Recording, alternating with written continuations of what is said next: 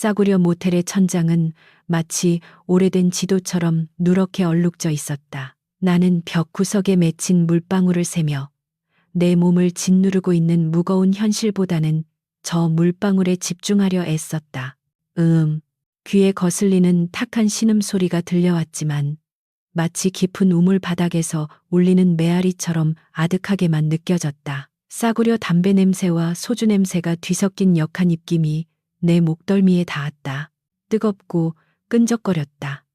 나는 눈을 감지 않았다. 눈을 감으면 어둠이 나를 집어삼킬 것이고 내가 지금 어디에 있는지, 무엇을 하고 있는지에 대한 끔찍한 진실과 마주해야만 했기 때문이다.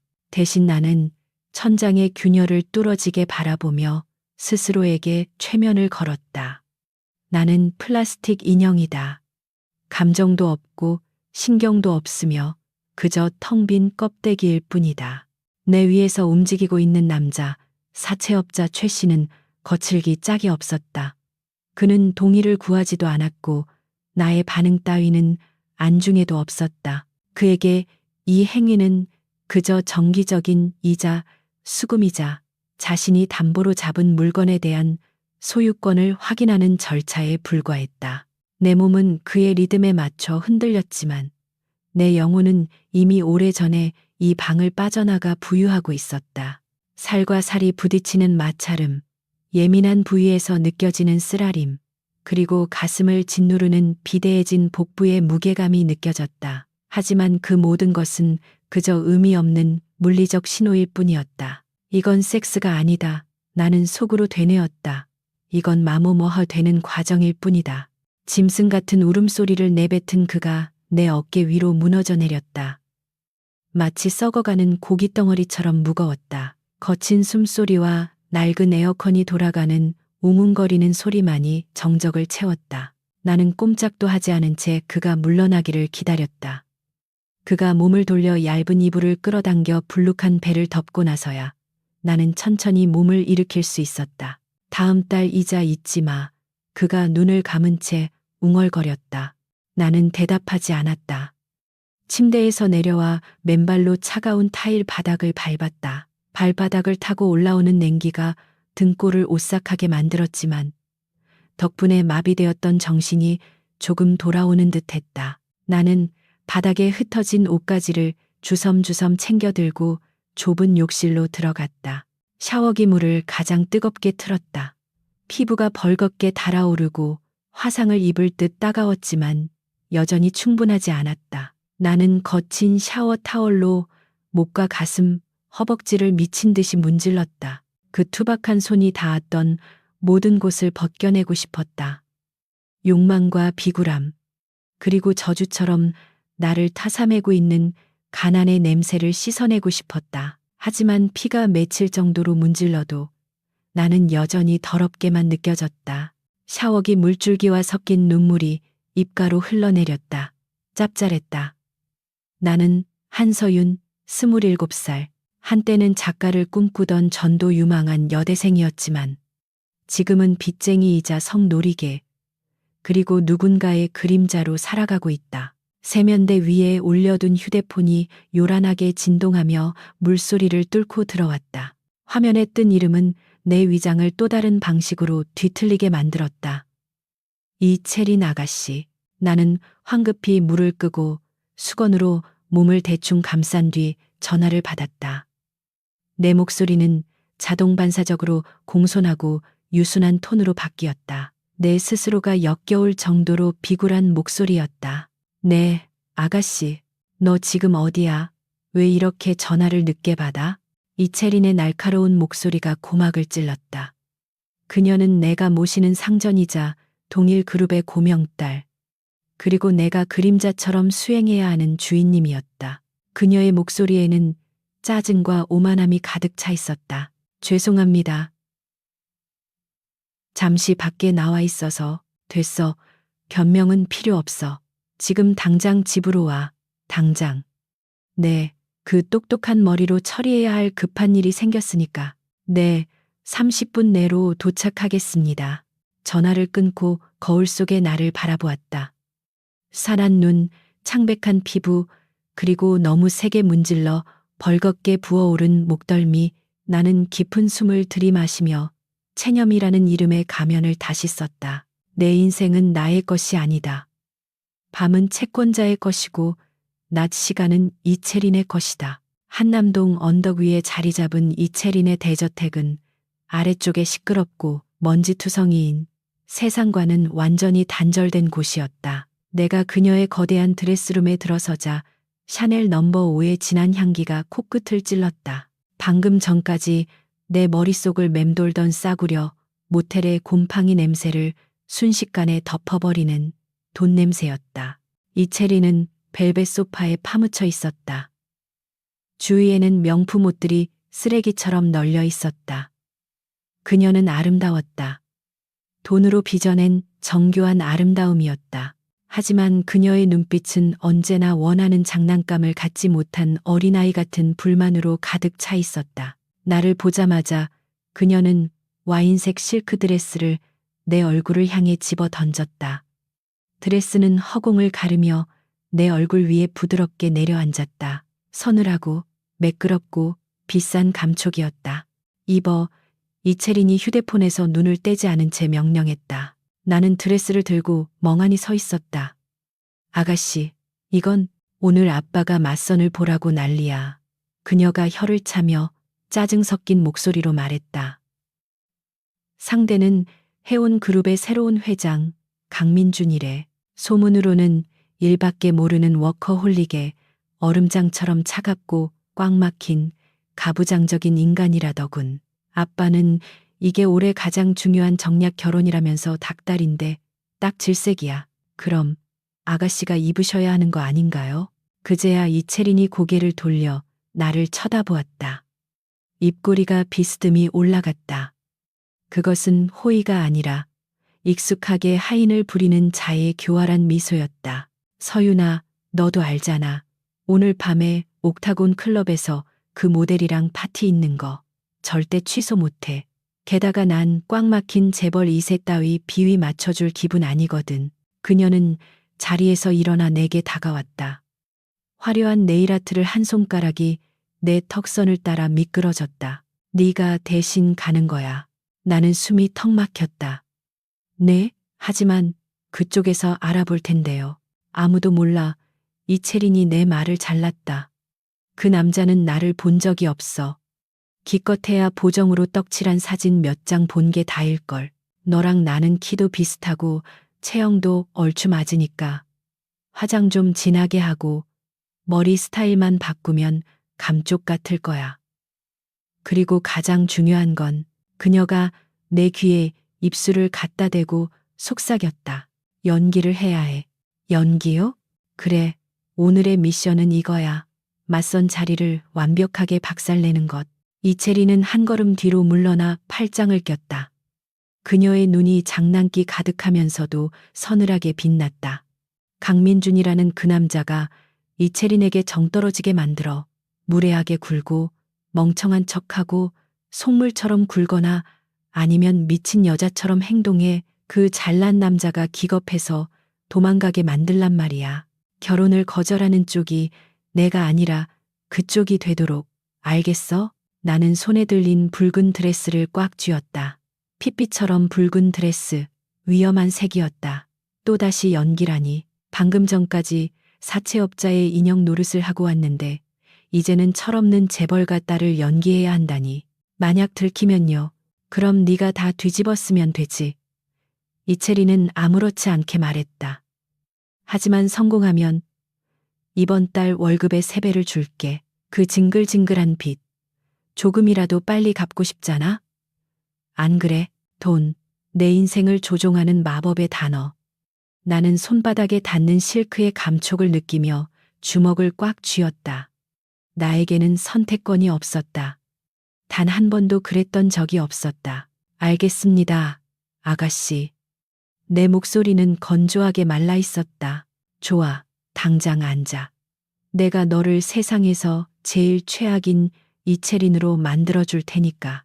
이채린은 나를 화장대 앞에 앉혔다. 거울 속에 비친 내 모습은 초라했다. 영혼이 빠져나간 듯한 원난 눈동자. 하지만 곧 이 얼굴 위에는 두꺼운 화장이 덧칠해져 내 내면의 공허함을 가려줄 것이다. 차가운 파운데이션 붓이 피부에 닿자 나는 눈을 감았다. 강민준, 해온그룹 회장. 내가 감히 쳐다볼 수도 없는 구름 위의 존재. 오늘 밤 나는 그 세계로 들어간다. 내가 아닌 파괴자로서 얼음장이라고 불리는 남자가 과연 내가 연기할 천박하고 미친 여자 앞에서 어떤 표정을 지을까? 짙은 마스카라 뒤에 숨겨진 텅 빈 눈동자를 꿰뚫어 볼 수 있을까? 상관없다. 어차피 그들에게 여자란 장식품에 불과하니까. 나는 그에게 가장 보기 싫고 끔찍한 장식품이 되어줄 것이다. 그가 혐오감을 느끼며 즉시 쓰레기통에 처박고 싶어 할 그런 존재로. 눈 떠봐. 이채린이 명령했다. 나는 눈을 떴다. 거울 속에는 가난에 찌든 한서유는 없었다. 붉은 입술과 도발적인 눈매를 가진 오만하고 화려한 여자가 나를 노려보고 있었다. 완벽한 껍데기였다. 완벽해. 이채린이 킬킬거리며 웃었다. 가봐, 서윤아. 회장님의 저녁 식사를 지옥으로 만들어버려. 나는 자리에서 일어나 10cm 굽의 하이힐 위에 올라섰다. 대리석 바닥을 딛는 또각또각 소리가 마치 전쟁터로 향하는 군화 소리처럼 날카롭게 울려 퍼졌다. 대본은 나왔다. 막이 올랐다. 그리고 꼭두각시는 다시 춤을 춘다. 호텔 레스토랑 아르테미스의 공기는 무거웠다. 그 무거움은 기압 탓이 아니라 이곳을 채우고 있는 사람들의 오만함과 숨막히는 격식 때문이었다. 은은한 클래식 음악이 흐르고 접시와 나이프가 부딪히는 소리조차 조심스러운 이곳에서 나의 등장은 그야말로 재앙과도 같았다. 나는 일부러 10분 늦게 도착했다. 직원의 안내를 받아 예약된 참가 자리에 다가갔을 때 강민주는 이미 그곳에 앉아 있었. 사진보다 훨씬 더 날카롭고 차가운 인상이었다. 한치의 흐트러짐도 없는 짙은 네이비 슈트, 뒤로 깔끔하게 넘긴 머리, 그리고 감정을 읽을 수 없는 무심한 눈동자. 그는 마치 이 비싼 레스토랑의 인테리어 중 하나인 조각상처럼 보였다. 늦어서 미안해요. 차가 좀 막혀서. 나는 사과에 전혀 성의를 담지 않은 채 의자를 거칠게 빼내어 앉았다. 이채린이 준 붉은색 실크드레스는 가슴골이 깊게 파여 있었고 허벅지까지 트임이 있었다. 나는 일부러 다리를 꼬아 허연 허벅지를 노골적으로 드러냈다.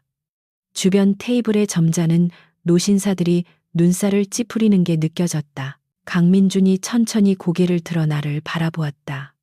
그의 시선은 내 가슴이나 다리에 머무르지 않고 곧바로 내 눈을 향했다. 그 시선이 너무나도 고요해서 나는 순간적으로 당황했다.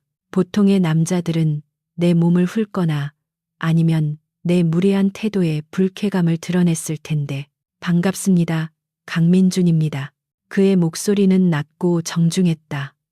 마치 내 도발이 전혀 통하지 않았다는 듯이. 이채린이에요. 나는 턱을 괴고 삐딱하게 대답했다. 그런데 회장님, 여기 너무 답답하지 않아요? 숨 막혀 죽겠네. 이런 데서 밥이 넘어가요? 나는 메뉴판을 펼치지도 않은 채 테이블 위로 툭 던졌다. 프랑스 코스 요리? 쥐꼬리만큼 나오면서 몇 시간씩 잡아먹는 그거. 난 질색인데 강민준의 눈썹이 아주 미세하게 꿈틀거렸다. 걸렸다. 나는 속으로 쾌재를 불렀다. 재벌가 자제들은 자신의 취향이나 선택이 무시당하는 것을 참지 못한다. 특히 이런 격식 있는 자리에서의 무례함은 용서받지 못할 죄악이다. 그럼 이채린 씨는 어떤 음식을 좋아하십니까? 그가 물었다. 의외로 차분한 반응이었다. 나는 입꼬리를 말아 올리며 회심의 카드를 꺼냈다. 매운 거요.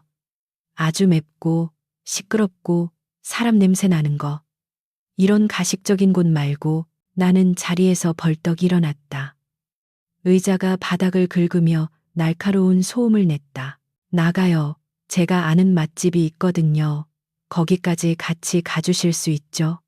아님 비위가 약해서 못 가시나? 나는 그를 내려다보며 도발했다. 이쯤 되면 무례한 여자와는 더 이상 할 말 없습니다. 하고 자리를 박차고 나갈 타이밍이었다. 이채린의 각본대로라면 그래야 했다. 하지만 강민주는 천천히 냅킨을 테이블 위에 올려놓더니 자리에서 일어났다. 안내하시죠. 나는 잠시 말문이 막혔다. 이 남자는 뭐지?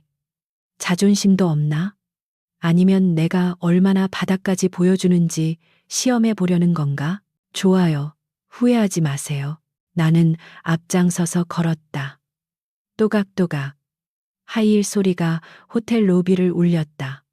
등 뒤에서 느껴지는 그의 시선이 마치 바늘처럼 내 등을 찌르는 것 같았다. 택시를 타고 도착한 곳은 호텔에서 20분 떨어진 뒷골목의 포장마차 거리였다. 이곳은 밤이 되면 취객들의 고함 소리, 기름 냄새, 그리고 매캐한 연기로 가득 차는 곳이다. 우아한 호텔과는 정반대인 날 것 그대로의 욕망과 피로가 뒤섞인 장소. 나는 일부러 가장 낡고 시끄러운 천막 안으로 들어갔다. 플라스틱 테이블과 의자는 끈적거렸고 옆 테이블에서는 넥타이를 머리에 맨 중년 남자들이 술주정을 부리고 있었다. 강민준이 입구에 서서 멈칫했다. 나는 속으로 비웃었다. 그래, 네가 살던 세상과는 다르지. 저 300만 원짜리 구두에 흙탕물이 튀는 게 싫겠지. 여기에요. 나는 플라스틱 의자를 발로 툭 차서 빼냈다. 앉으세요. 강민주는 잠시 주위를 둘러보더니 아무 말 없이 내 맞은편에 앉았다.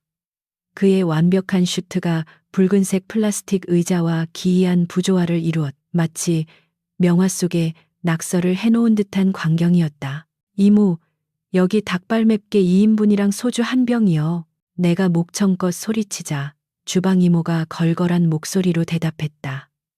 아가씨, 오늘 물 좋네. 남자친구야. 아주 훤칠하구먼. 남자친구라니. 나는 헛웃음을 삼켰다. 강민주는 여전히 표정 변화가 없었다.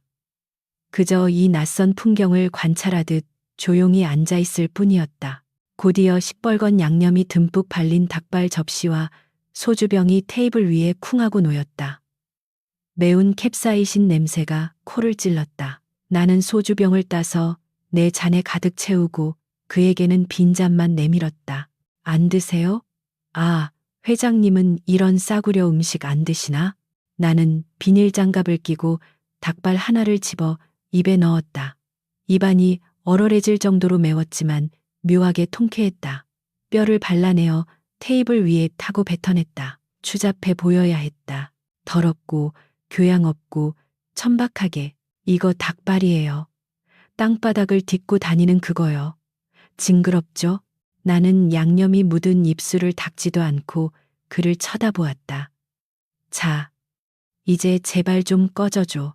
그 경멸스러운 눈빛을 하고 나를 벌레 보듯 쳐다보고 뒤도 돌아보지 말고 나가버리라고. 그래야 내가 편하니까. 그래야 내가 이채린이 아니라 비참한 한서윤으로 돌아가서 숨을 쉴 수 있으니까. 그런데 강민준이 움직였다. 그는 자리에서 일어나더니 입고 있던 최고급 이탈리아산 재킷을 벗었다. 그리고는 망설임 없이 그것을 반으로 접어 옆에 있는 빈 플라스틱 의자 위에 올려두었다. 와이셔츠 소매를 걷어 올리는 그의 팔뚝에 힘줄이 돋아났다. 하얗고 깨끗한 와이셔츠가 이 더러운 포장마차의 조명을 받아 눈부시게 빛났다. 그는 내 앞에 놓인 비닐 장갑 하나를 집어들었다. 긴 손가락으로 장갑을 끼는 동작조차 우아했다.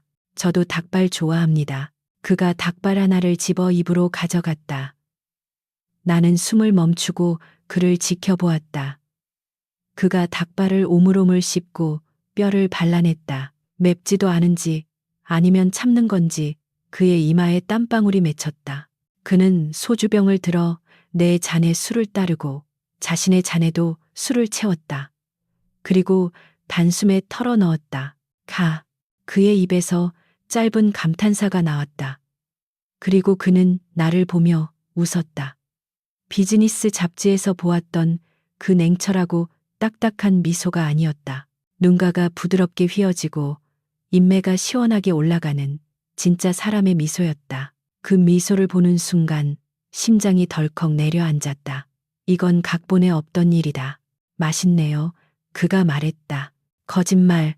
나도 모르게 중얼거렸다. 억지로 먹는 거 다 알아요. 비위 상하잖아요. 이런 더러운 곳, 이런 싸구려 음식. 강민주는 다시 닭발을 집으며 나지막이 말했다. 선이나 소개팅 자리에 나가면 다들 제 지갑이나 배경을 봅니다. 어디 호텔인지, 코스 요리가 얼마짜리인지, 제가 차고 있는 시계가 무슨 브랜드인지 그런 계산적인 눈빛들에 질려 있었거든요. 그가 몸을 앞으로 숙이며 나와 시선을 맞췄다. 포장마차의 노란 전구 불빛이 그의 깊은 눈동자 안에 반사되어 일렁였다. 그런데 당신은 처음부터 음식에만 집중하더군요. 닭발이 징그럽다고 했지만 당신이 먹는 모습은 꽤나 복스러워 보였습니다. 그의 말이 내 가슴을 찔렀다. 복스럽다니. 며칠을 굶은 짐승처럼 먹어치우는 내 모습을 보고 드디어 그가 다시 한번 미소를 지으며 내 앞에 놓인 소주잔에 술을 채워주었다. 드디어 지갑 신경 안 쓰는 사람을 찾았군요. 이채린 씨. 나는 멍하니 그를 바라보았다. 내 계획은 완벽하게 실패했다. 나는 그를 쫓아내려고 이 진흙탕으로 끌고 들어왔는데 그는 오히려 신발을 벗고 이 진흙탕 안으로 걸어 들어와 버렸다. 가슴 한구석에서 알 수 없는 통증이 느껴졌다. 죄책감일까? 아니면 두려움일까? 눈앞의 남자는 내가 연기하는 허상의 이채린을 보며 즐거워하고 있었다. 그가 칭찬하는 소탈함은 사실 나의 가난함이고 그가 좋아하는 솔직함은 나의 무례함이었다. 이 남자는 속고 있다. 철저하게. 그런데 왜 그가 건네는 술잔을 받는 내 손이 미세하게 떨리는 걸까? 왜 그의 다정한 목소리가 아까 모텔방에서 들었던 그 짐승 같은 신음소리를 지워버리는 것만 같을까? 건배할까요? 그가 잔을 들어 올렸다. 나는 홀린 듯 잔을 들어 그의 잔에 부딪혔다. 챙, 맑은 소리가 시끄러운 포장마차의 소음을 뚫고 귓가에 울렸다. 독한 소주가 목구멍을 타고 내려갔다. 속이 타오르는 것 같았다. 하지만 그 뜨거움은 내 뱃속에 있는 차가운 응어리를 아주 조금 녹여주는 듯한 착각이 들게 했다. 이것은 위험하다. 이 남자의 미소는 이채린의 돈보다 더 위험하다. 나는 비닐 장갑을 낀 손을 테이블 아래로 숨기며 주먹을 꽉 쥐었다. 이 연극은 비극으로 끝날 수밖에 없다. 하지만 지금 이 순간만큼은 이 남자의 따뜻한 눈빛을 외면할 수가 없었다. 한 병 더 시킬까요? 그가 물었다. 나는 고개를 끄덕였다. 그리고 생각했다. 오늘 밤만, 딱 오늘 밤만 이 거짓말 속에 숨어 있어도 되지 않을까. 내일 다시 지옥으로 돌아가더라도 검은색 마이바흐의 뒷좌석은 지나치게 조용하고 안락했다. 방금 전까지 포장마차의 소음과 매운 연기 속에 있다가 갑자기 진공 상태의 우주선에 탑승한 기분이었다. 운전석의 기사는 투명 인간처럼 숨소리조차 내지 않았고 옆자리에 앉은 강민주는 창밖으로 스쳐 지나가는 서울의 야경을 응시하고 있었다. 술기운이 살짝 올라와 머리가 몽롱했지만 내 신경은 그 어느 때보다 날카롭게 곤두서 있었다. 나는 무릎 위에 놓인 손을 꽉 쥐었다. 손바닥에 배어있는 닭발의 매운 냄새가 이 고급스러운 가죽 시트 냄새와 섞여 기묘한 부조화를 만들어냈다. 왜 아무 말도 안 하지? 보통의 남자라면 이 타이밍에 무언가를 요구해야 했다. 오늘 즐거웠는데 이 차는 호텔바에서 어때요? 라거나 은근슬쩍 손을 허벅지 위로 올리며 스킨십을 시도해야 했다. 그것이 내가 아는 돈 있는 남자들의 패턴이었다. 그들에게 여자는 밥을 사고 나면 당연히 따라오는 후식 같은 존재니까. 차라리 그가 그렇게 나온다면 나는 익숙하게 거절하거나 적당히 비위를 맞춰주며 상황을 넘길 수 있었을 것이다. 하지만 강민주는 달랐다. 그는 차에 탄 이후로 나에게 손끝 하나 대지 않았다. 그저 묵묵히 예의 바르게 나를 집으로 데려다 주고 있을 뿐이었다. 속은 괜찮습니까? 아까 꽤 맵게 드시던데. 갑작스러운 그의 질문에 나는 흠칫 놀라 어깨를 떨었다. 아, 네, 괜찮아요. 그 정도는 익숙해서. 다행이네요. 위장약이라도 사드려야 하나 걱정했습니다. 그는 싱긋 웃었다. 그 미소에는 어떠한 음흉함도 계산도 들어있지 않았다. 순수한 걱정, 그 낯선 감정이 나를 당혹스럽게 만들었다. 나는 사채업자의 주먹이나 이채린의 히스테리보다 강민준의 이 친절함이 더 무섭게 느껴졌다. 예측할 수 없는 호의는 언제나 뒤통수를 치기 마련이다. 차가 이채린의 대저택 정문 앞에 부드럽게 멈춰섰다. 기사가 문을 열어주기도 전에 강민준이 먼저 내려 내 쪽 문을 열어주었다. 조심해서 내리세요. 그가 내민 손을 나는 잡지 않았다. 아니, 잡을 수가 없었다. 내 거친 손이 굳은 살 박인 손가락이 그의 부드러운 손에 닿는 순간 이 마법 같은 거짓말이 탄로 날 것만 같았다. 나는 드레스 자락을 움켜쥐고 혼자 차에서 내렸다. 데려다 주셔서 감사합니다. 그럼 도망치듯 인사하고 돌아서려는 순간 그가 나지막하게 나를 불렀다. 이채린 씨. 나는 뻣뻣하게 굳은 채로 뒤를 돌아보았다. 그가 가로등 불빛 아래 서서 나를 깊은 눈으로 바라보고 있었다. 오늘 저녁 제가 최근에 먹은 식사 중 가장 맛있었습니다. 음식이 아니라 함께한 사람 덕분에 심장이 쿵 하고 내려앉았다. 거짓말이다. 이건 분명 상투적인 멘트일 뿐이다. 그런데 왜 가슴 한구석이 저리 태우는 걸까? 농담도 잘하시네요. 닭발 뜯는 여자가 뭐가 좋다고. 내가 퉁명스럽게 대꾸하자 그는 다시 한번 부드럽게 웃었다. 다음에 또 뵙죠. 그때는 제가 더 맛있는 껍데기 집을 찾아보겠습니다. 그는 정중하게 고개를 숙여 인사하고는 차에 올랐다. 멀어지는 마이바흐의 붉은 미등이 어둠 속으로 사라질 때까지 나는 그 자리에 못 박힌 듯 서 있었다. 밤바람이 차가웠다. 하지만 내 뺨은 설명할 수 없는 열기로 뜨거웠다. 대문 안으로 들어서자마자 나는 신데렐라의 유리 구두를 벗어던지듯 하이힐을 벗어 손에 들었다. 발 뒤꿈치가 까져 피가 맺혀 있었다. 통증이 밀려오자 그제야 현실 감각이 돌아왔다. 나는 강민준의 데이트 상대가 아니다. 나는 이 집의 고용인이자 빚에 허덕이는 하녀일 뿐이다. 이채린의 방은 불이 꺼져 있었다. 그녀는 아직 클럽에서 돌아오지 않은 모양이었다. 나는 조심스럽게 드레스룸으로 들어가 붉은 드레스를 벗었다. 몸에 딱 달라붙던 실크가 떨어져 나가자 마치 내 살점 하나가 떨어져 나가는 듯한 허전함이 느껴졌다. 거울 속에 비친 나는 다시 초라한 속옷 차림의 한서윤으로 돌아와 있었다. 화장을 지우기 위해 클렌징 오일을 얼굴에 문질렀다. 검은 마스카라와 붉은 립스틱이 뒤섞여 얼굴 위로 번져나갔다. 마치 울고 있는 피에로 같았다. 그래 망쳤어. 나는 거울 속에 나에게 속삭였다. 그 사람은 다시는 연락하지 않을 거야. 닭발이나 뜯는 여자 따위 호기심에 한번 만나본 걸로 끝이겠지. 안도감과 함께 알 수 없는 씁쓸함이 목구멍을 타고 넘어왔다. 다음 날 아침 저택은 거대한 꽃바구니 하나로 발칵 뒤집혔다.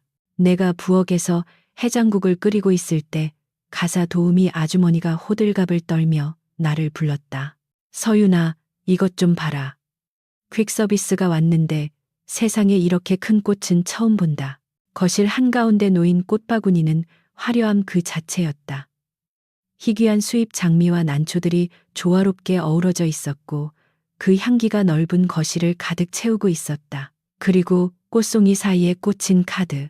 솔직함이 매력적인 이채린 씨에게 어제의 무례함이 오히려 신선했습니다. 강민준, 드림. 나는 국자를 든 채 멍하니 카드를 바라보았다. 무례함이 신선했다니. 이 남자는 마조이스트인가? 아니면 내가 생각했던 것보다 훨씬 더 고단수인가? 그때 2층 계단에서 부스스한 모습의 이채린이 내려왔다. 숙취 때문에 인상을 찌푸리던 그녀는 꽃바구니를 보자마자 눈을 크게 떴다. 뭐야 이거? 누가 보냈어? 강민준 회장님이 보냈습니다. 뭐? 이채리는 카드를 낚아채듯 가져가 읽어보더니 기가 막히다는 듯 헛웃음을 터뜨렸다. 하, 진짜 미친놈 아냐? 닭발집 끌고 가서 추태를 부렸다며. 그런데 꽃을 보내? 취향 한번 독특하네. 그녀는 꽃 한 송이를 툭 꺾어 냄새를 맡더니 바닥에 던져버렸다. 잘 됐네. 서윤아, 너 계속해라. 나는 끓고 있는 국 냄비가 넘치는 줄도 모르고 그녀를 쳐다보았다. 네, 계속하라니요. 아빠가 그러는데 강 회장이 이번 맞선 아주 마음에 들어했다고 연락 왔대. 아빠는 내가 얌전하게 잘하고 온 줄 아시니까 지금 사실대로 말하면 나만 죽거나. 그러니까 이채린이 내 어깨를 툭툭 쳤다. 결혼 날짜 잡힐 때까지만 네가 좀 만나. 넌 비위 맞추는 거 잘하잖아. 적당히 만나주다가 내가 마음 정리되면 그때 바통 터치하자고. 어차피 결혼하면 쇼윈도 부부로 살 건데 연애 과정 따위 누가 하든 무슨 상관이야. 하지만 아가씨, 계속 만나다 보면 들킬 위험이 큽니다. 그리고 그 사람은 토달지 마. 그녀의 목소리가 낮게 깔렸다. 시키는 대로 해. 이번 달 이자 낼 돈 필요하잖아? 내가 최 씨 그 인간한테 직접 전화해서 좀 더 기다려주라고 말해줄까? 아니면 지금 당장 쫓겨나서 길바닥에 나앉을래? 협박. 내 목을 조르는 가장 익숙한 밧줄. 나는 입술을 깨물며 고개를 숙였다. 알겠습니다. 좋아. 오늘 저녁에 또 보자고 연락 왔다며. 준비해. 이번엔 좀 더 우아하게 입고 나가. 너무 싼티내지 말고. 이채리는 콧노래를 흥얼거리며 다시 2층으로 올라갔다. 거실에 남겨진 꽃향기가 역겹게 느껴졌다. 나는 바닥에 떨어진 장미 꽃송이를 주워 들었다. 가시에 찔린 손가락 끝에서 핏방울이 맺혔다. 두 번째 만남은 남산이 내려다 보이는 프라이빗 갤러리였다. 강민주는 전시회를 통째로 대관한 듯 했다. 넓은 공간에는 우리 두 사람과 벽에 걸린 기괴하고 추상적인 그림들 뿐이었다. 그는 편안한 캐주얼 정장 차림이었다. 반면 나는 이채린이 골라준 단정한 베이지색 원피스를 입고 있었다. 어제와는 다른 조신한 약혼녀 콘셉트였다. 나는 이채린의 변덕에 맞춰 춤을 추는 인형이었고 강민주는 그 춤을 관람하는 유일한 관객이었다. 이 그림 어떻게 생각합니까? 강민준이 검은색과 붉은색이 뒤엉킨 그림 앞에서 물었다. 작가의 고뇌와 고통을 표현했다는 설명이 붙어 있었다. 나는 그림을 보며 생각했다. 그냥 물감을 막 뿌린 것 같은데 이게 몇 억이라고? 내 빚을 다 갚고도 남을 돈이 저 캔버스 위에 발려있네. 하지만 입으로는 배운 대로 대답했다. 강렬하네요. 작가의 내면에 혼란이 느껴지는 것 같아요. 강민주는 그림에서 시선을 떼고 나를 바라보았다. 그 시선이 너무 끈질겨서 나는 시선을 피했다. 이채린 씨, 네. 오늘은 가면을 쓰고 오셨군요. 심장이 덜컥 내려앉았다. 들켰나? 나는 애써 태연한 척 미소를 지었다. 무슨 말씀이신지. 그가 한 걸음 다가왔다. 그의 키가 나보다 훨씬 커서 그림자가 나를 덮었다. 그는 조심스럽게 손을 뻗어 내 귀 옆으로 흘러내린 머리카락을 넘겨주었다. 그의 손가락이 귓불에 스치자 나는 나도 모르게 움찔하며 뒤로 물러섰다. 조건 반사였다. 남자의 손길은 언제나 고통이나 수치심을 동반했으니까 내 몸은 다정함을 기억하지 못한다. 내 몸에 새겨진 기억은 오직 폭력과 착취뿐이다. 강민준의 손이 허공에 멈췄다. 그의 눈이 가늘어졌다. 미안합니다. 놀라게 할 생각은 없었어요. 아니에요. 제가 좀 예민해서. 나는 떨리는 손을 등 뒤로 감췄다. 식은땀이 흘렀다. 어제는 그렇게 당당하고 거침없더니 오늘은 마치 겁먹은 토끼 같군요. 그는 손을 거두고 주머니에 넣었다. 그리고 나를 뚫어지게 관찰하듯 말했다. 그리고 눈이, 네, 눈이 너무 지쳐 보입니다. 그냥 피곤한 게 아니라 아주 오랫동안 잠들지 못한 사람처럼 그의 말은 예리한 칼날처럼 내 가슴을 파고들었다. 화장으로 덮은 다크서클을 말하는 게 아니었다. 그는 내 눈동자 깊은 곳에 있는 영혼의 피로를 보고 있었다. 누구도, 심지어 나 자신조차 외면하려 했던 그 깊은 어둠을 나는 아무 말도 할 수 없었다. 여기서 무슨 말을 더하면 눈물이 터져 나올 것만 같았다. 쉬게 해주고 싶군요. 그가 툭 던지듯 말했다. 작업 멘트가 아니었다.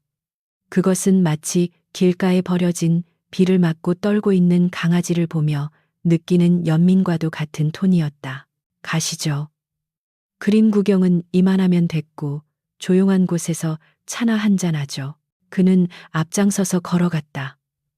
나는 그의 넓은 등을 바라보며 생각했다. 이 남자는 위험하다. 나의 정체가 들킬까봐 위험한 게 아니다. 그가 내 껍데기가 아닌 그 안에 웅크리고 있는 진짜 나를 건드리고 있기 때문에 위험하다. 금이 가기 시작했다. 이채린이라는 완벽한 가면 위에 실금 같은 균열이 생기고 있었다. 그리고 그 틈새로 강민준이라는 따뜻한 바람이 스며들고 있었다. 나는 그 바람이 두려우면서도 사무치게 그리웠다. 그 후로 한 달이 지났다. 나는 마치 시한부 선고를 받은 환자가 마약성 진통제에 의존하듯 강민준이라는 남자에게 중독되어 가고 있었다. 그와의 만남은 현실감이 없었다. 우리는 주로 밤에 만났다. 그는 내가 가짜 이채린이라는 사실을 모른 채 나를 자신의 세계로 초대했다. 한강이 내려다 보이는 프라이빗 라운지, 아무도 없는 심야의 영화관, 그리고 서울의 야경이 보석처럼 박힌 남산의 산책로, 그 모든 공간에서 그는 나를 귀한 사람으로 대우했다. 그것은 내가 평생 겪어보지 못한 종류의 폭력이었다. 차라리 그가 나를 무시하거나 돈으로 매수하려 했다면 나는 편했을 것이다. 그랬다면 나는 그를 경멸하며 내 비참한 현실을 정당화할 수 있었을 테니까. 하지만 그는 나에게 문을 열어주고 의자를 빼주고 내가 하는 시시콜콜한 거짓말들에 귀를 기울였다. 그의 다정함은 날카로운 칼날처럼 내 방어 기제를 난도질했다. 추워요? 강민준이 물었다. 우리는 한강공원 벤치에 앉아 있었다. 강바람이 제법 쌀쌀했다. 조금요. 그가 자연스럽게 자신의 재킷을 벗어 내 어깨에 걸쳐 주었다. 재킷에서 그의 채취가 훅 끼쳐왔다. 묵직한 우디 향과 은은한 스킨 냄새. 그것은 최 씨의 몸에서 나던 썩은 냄새나 이채린의 방에서 나는 인공적인 향수 냄새와는 달랐다. 그것은 안전하고 단단한 남자의 향기였다. 그의 손이 내 손등 위로 겹쳐졌다. 따뜻하고 큰 손이었다. 순간 내 몸이 조건 반사적으로 딱딱하게 굳었다. 등골을 타고 오싹한 전율이 흘렀다. 내 뇌는 남자의 손길을 곧 고통이나 착취로 번역하도록 훈련되어 있었다. 최 씨의 축축한 손, 술집에서 내 허벅지를 더듬던 취객들의 손. 그 기억들이 플래시백처럼 스쳐 지나갔다. 나는 나도 모르게 손을 확 빼버렸다. 아, 죄송해요. 정적이 흘렀다. 나는 거친 숨을 몰아쉬며 시선을 떨구었다. 분위기를 망쳤다. 그가 기분 나빠할 것이다. 하지만 강민주는 화를 내지 않았다. 그는 공중에 멈춰버린 자신의 손을 잠시 바라보더니 천천히 거두었다. 놀라게 해서 미안합니다. 그의 목소리는 차분했다. 당신은 마치 덫에 걸린 작은 새 같군요. 네, 누군가 다가오기만 하면 화들짝 놀라서 날아갈 준비를 하는 것 같아요. 내가 당신을 해칠 거라고 생각합니까? 나는 고개를 들어 그를 바라보았다. 가로등 불빛을 등진 그의 표정은 읽을 수 없었지만 눈빛만은 젖어 있었다. 아니요, 그런 게 아니라 천천히 갈게요. 그가 나지막이 속삭였다. 당신이 내 손을 먼저 잡아줄 때까지 기다리겠습니다. 심장이 걷잡을 수 없이 뛰었다. 눈물이 날 것 같았다. 이 남자는 왜 나에게 이렇게까지 하는 걸까? 나는 가짜인데, 나는 이 옷과 화장을 지우면 빚더미에 앉은 하녀일 뿐인데, 그날 밤 나는 집에 돌아와 이불을 뒤집어 쓰고 소리 죽여 울었다. 그의 다정함이 너무 달콤해서, 그리고 그 달콤함 뒤에 찾아올 파멸이 너무 두려워서 견딜 수가 없었다. 나는 행복해지고 싶지 않았다. 행복을 맛보는 순간 다시 지옥으로 떨어지는 것이 더 고통스러울 테니까. 하지만 현실은 내 감상적인 고민을 오래 허락하지 않았다. 다음 날 오후 내 휴대폰으로 문자 한 통이 날아들었다. 발신자는 최 씨였다. 이자 납입일 지났다. 오늘 자정까지 입금 안 하면 네가 일하는 그 대저택으로 찾아간다. 거기 주인들은 네가 몸 파는 년이라는 거 모르지? 피가 차갑게 식는 기분이었다. 이채리는 친구들과 해외여행을 떠났고 약속했던 보너스는 아직 들어오지 않았다. 당장 200만 원이 필요했다. 만약 최 씨가 저택으로 찾아온다면 나는 직장을 잃는 것은 물론이고 이채린에게 고소당할 수도 있었다. 나는 급하게 일자리를 수소문했다. 다행히 강남의 한 고급 맨션 단지 내에 있는 편의점에서 야간 대타 아르바이트를 구한다는 공고를 보았다. 부유층이 사는 곳이라 시급이 세고 무엇보다 당일 지급이었다. 나는 이채린의 드레스 대신 낡은 트레이닝복 바지와 후드티를 입었다. 화장기 없는 민낯에 캡모자를 눌러쓰고 마스크로 얼굴을 가렸다. 이것이 진짜 한서윤의 모습이었다. 강민준과 데이트하던 화려한 이채리는 신기루처럼 사라졌다. 새벽 2시. 편의점 안은 조용했다. 냉장고 모터 돌아가는 소리만이 윙윙거렸다. 나는 창고에서 무거운 생수 박스를 나르며 땀을 흘렸다. 허리가 끊어질 듯 아팠지만 쉴 수 없었다. 몸을 혹사시켜야 잡념이 사라지니까. 어서 오세요. 자동문이 열리는 소리에 나는 기계적으로 인사하며 계산대 앞으로 갔다. 캡모자를 깊게 눌러 쓴 탓에 시야가 좁았다. 손님은 검은색 코트를 입은 키 큰 남자였다. 그는 말없이 생수 한 병과 숙취 해소제를 계산대 위에 올려놓았다. 술 냄새가 훅 풍겼다. 나는 바코드를 찍기 위해 물건을 집어들었다. 내 손은 거칠고 손톱 밑에는 먼지가 끼어 있었다. 어제 강민준이 잡으려다 놓쳤던 그 손과는 전혀 다른 노동자의 손이었다. 4,500원입니다. 내 목소리는 갈라져 있었다.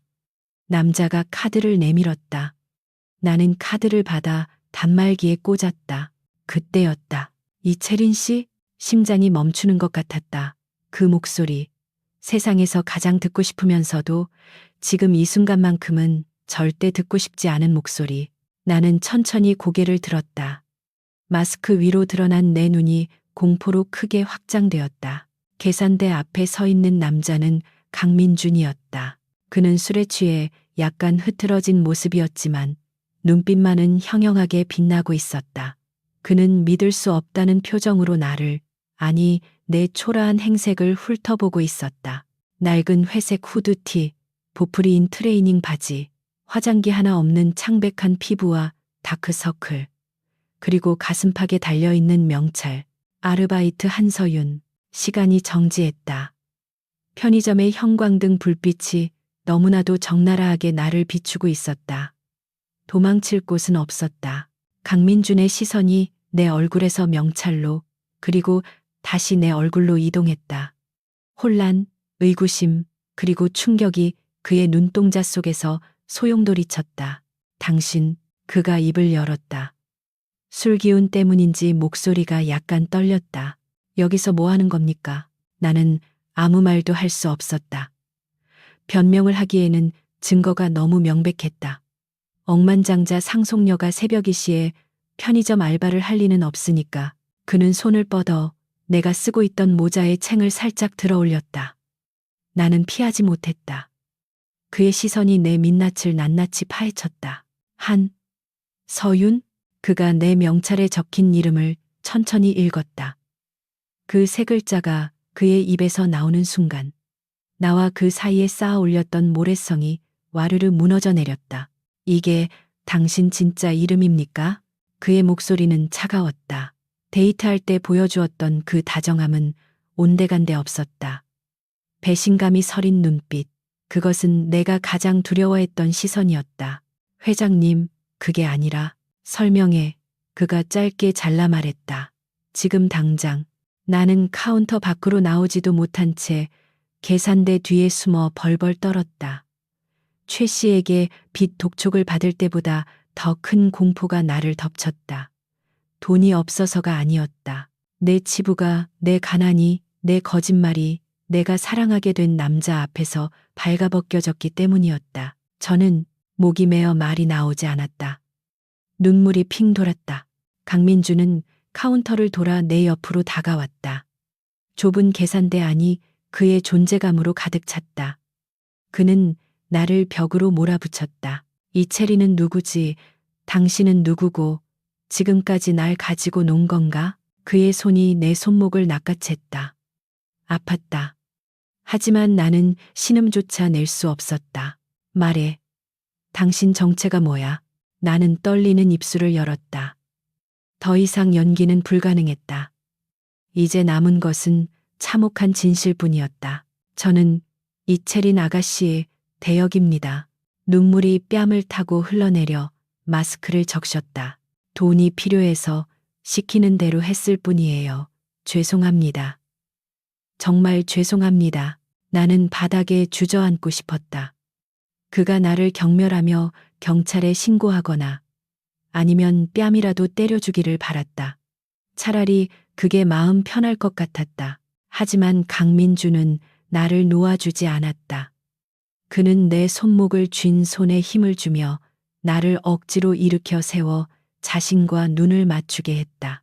그의 표정이 기묘하게 일그러졌다. 분노, 배신감, 그리고 알 수 없는 또 다른 감정. 그는 거칠어진 숨을 내쉬며 내 젖은 눈을 응시했다. 대역이라. 그가 헛웃음을 흘렸다. 그럼 내가 지금까지 사랑에 빠진 여자는 존재하지 않는 허상이었군. 사랑. 그가 그 단어를 입에 올렸다. 그 말이 비수가 되어 내 심장을 찔렀다. 따라와. 그가 내 손목을 끌었다. 네? 어디로? 내 집으로. 여기서 할 이야기는 아닌 것 같으니까. 하지만 저는 일하는 중이라. 그딴 게 중요해? 강민준이 소리쳤다. 처음으로 보는 그의 격정적인 모습에 나는 입을 다물었다. 사장한테 전화해서 그만둔다고 해. 위약금은 내가 낼 테니까. 그는 편의점 문을 발로 차고 나갔다. 나는 질질 끌려가듯 그의 뒤를 따랐다. 밖에는 비가 쏟아지고 있었다.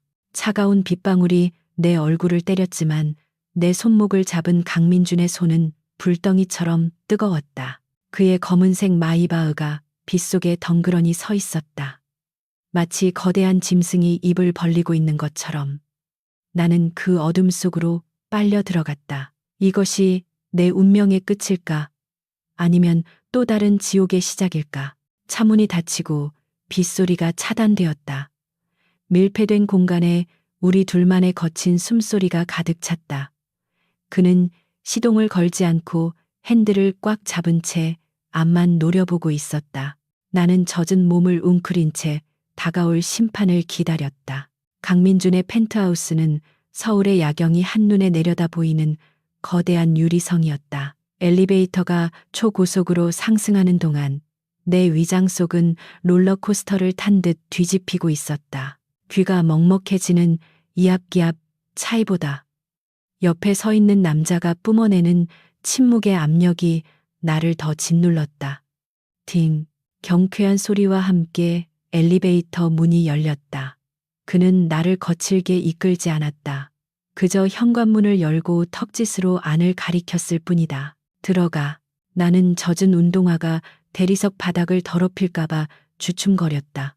그 사소한 망설임조차 내 가난한 습관이었다. 강민주는 내 시선을 눈치챘는지 내 신발을 벗기다시피 하여 나를 안으로 들여보냈다. 실내는 지나치게 넓고 서늘했다. 모노톤의 가구들, 차가운 금속 장식들. 사람의 온기라고는 찾아볼 수 없는 이 공간은 강민준이라는 남자의 내면과 닮아 있었다. 그는 젖은 코트를 벗어 소파에 던지고 욕실에서 커다란 타월 하나를 가져와 내 머리 위로 덮어 씌웠다. 거친 손길이었지만 타월의 감촉은 믿을 수 없을 만큼 보송보송하고 따뜻했다. 말해, 처음부터 끝까지. 그는 식탁 의자를 끌어와 내 앞에 앉았다. 팔짱을 끼고 나를 올려다보는 그의 눈빛은 신문관의 그것이었다. 나는 타올을 꽉 쥐며 입을 열었다. 더 이상 숨길 것은 없었다. 내 밑바닥을 보인 이상 차라리 모든 것을 털어놓고 처분을 기다리는 편이 나았다. 제 이름은 한서윤입니다. 27세. 최종 학력은 대학교 중퇴. 아버지가 남긴 사채 빚 3억을 갚기 위해 이채린 아가씨의 대역 아르바이트를 시작했습니다. 내 목소리는 건조하게 갈라졌다. 처음에는 단순히 쇼핑백을 대신 들어주거나 귀찮은 전화를 대신 받아주는 일이었습니다. 그러다 맞선 자리에 대신 나가라는 지시를 받았고 거절할 수 없었습니다. 돈이 필요했으니까요. 강민주는 미동도 하지 않았다. 그럼 닭발집은? 제 아이디어였습니다. 아가씨는 회장님이 싫어할 만한 최악의 장소로 데려가서 밥맛 떨어지게 만들라고 했거든요. 하지만 나는 잠시 말을 멈췄다. 그곳은 제가 실제로 힘들 때마다 가서 우는 단골집이기도 합니다. 갤러리에서 내게 했던 말들은 그건 대본에 없었습니다. 그림을 보는데 그냥 너무 외로워 보여서 저도 모르게 제 생각을 말해버렸습니다. 침묵이 흘렀다. 빗줄기가 통유리창을 때리는 소리만이 공간을 메웠다. 나는 고개를 숙인 채 그의 판결을 기다렸다. 사기죄로 고소하겠다라거나 더러우니까 당장 내 눈앞에서 꺼져라는 말을 예상했다. 하지만 들려온 것은 의외의 질문이었다. 그래서 나를 보며 웃었던 그 순간들 중에 진심은 단 한 번도 없었나? 나는 고개를 번쩍 들었다. 강민준의 눈동자가 흔들리고 있었다. 분노 뒤에 숨겨진 깊은 상처를 입은 짐승의 눈이었다. 그는 사기당한 돈이나 시간보다 자신이 느꼈던 감정이 가짜였을지도 모른다는 사실을 더 두려워하고 있었다. 나는 거짓말을 할 수 없었다. 아니, 하고 싶지 않았다. 처음엔 연기였습니다. 하지만 내 손이 떨렸다. 회장님이 닭발뼈를 발라주셨을 때, 차문을 열어주셨을 때, 제 눈을 보며 춥지 않냐고 물어봐 주셨을 때, 그때 느꼈던 떨림은 연기가 아니었습니다. 눈물이 핑 돌았다. 제 인생에서 저를 사람 대접해준 남자는 회장님이 처음이었으니까요. 강민준이 자리에서 일어났다. 그가 천천히 내게 다가왔다. 나는 본능적으로 움츠러들었다. 내 몸은 남자가 다가오면 의뢰 폭력이 뒤따를 것이라고 기억하고 있었다. 하지만 그는 내 앞에 멈춰서서 타월째로 내 얼굴을 감싸 쥐었다. 그리고 젖은 내 머리카락을 부드럽게 털어주었다. 한서윤, 그가 내 진짜 이름을 불렀다. 너는 이채린이 아니야. 가난하고 빚이 있고 거짓말쟁이지. 그의 엄지손가락이 내 입술을 스쳤다. 그런데 왜 나는 그 완벽한 이채린보다 지금 비에 젖은 생쥐꼴을 한 네가 더 미치도록 신경 쓰이는 거지? 그의 말이 끝남과 동시에 그의 입술이 내 입술을 덮쳤다. 부드러운 키스가 아니었다. 그것은 확인이자 갈구였다. 그가 내 입술을 집어삼킬 듯 파고들었다. 나는 타월을 놓치고 그의 옷깃을 움켜쥐었다. 숨이 막혀왔지만 그 숨막힘은 고통이 아닌 현기증을 동반했다. 입술이 떨어지자 뜨거운 숨결이 섞였다. 강민주는 나를 안아들었다. 나는 반항하지 않았다. 내 몸은 공중에 붕 떴고 잠시 후 푹신한 침대 위로 내려졌다. 그가 내 위로 올라탔다.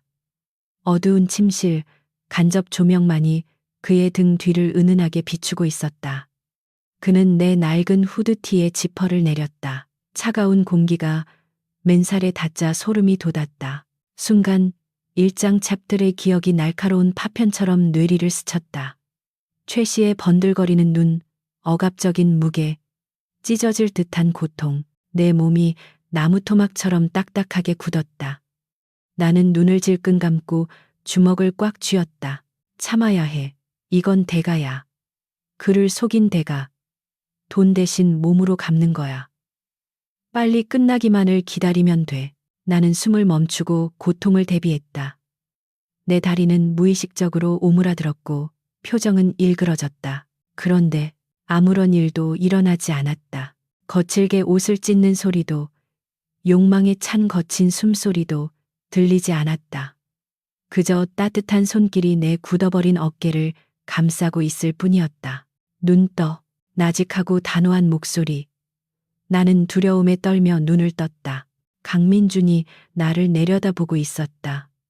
그의 표정은 욕망으로 젖어 있었지만 그보다 더 짙은 것은 슬픔이었다. 무슨 생각을 하는 거야? 그가 물었다. 나를 봐. 한서윤. 지금 내 위에 있는 건 그 빚쟁이 놈들이 아니야. 그는 내 트라우마를 꿰뚫어 보고 있었다. 나는 너를 부서뜨리려는 게 아니야. 그는 말을 잇지 못하고 내 이마에 입을 맞췄다. 그리고 눈꺼풀, 콧날, 뺨을 따라 천천히 입을 맞추며 내려왔다. 깃털처럼 가볍고 햇살처럼 따뜻한 입맞춤이었다. 긴장 풀어. 네가 허락하지 않으면 손끝 하나 더 움직이지 않을 테니까.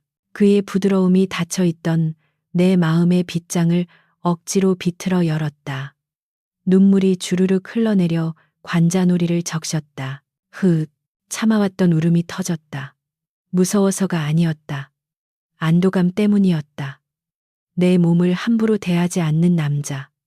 내 공포를 기다려주는 남자. 이 상황에서도 나를 배려하는 남자. 강민주는 내가 울음을 그칠 때까지 가만히 나를 안아주었다. 그의 셔츠가 내 눈물로 젖어 들어갔다. 괜찮아, 괜찮아. 그가 내 등을 토닥였다. 어느새 내 몸의 긴장이 풀리고 있었다. 나는 조심스럽게 팔을 들어 그의 목을 감쌌다.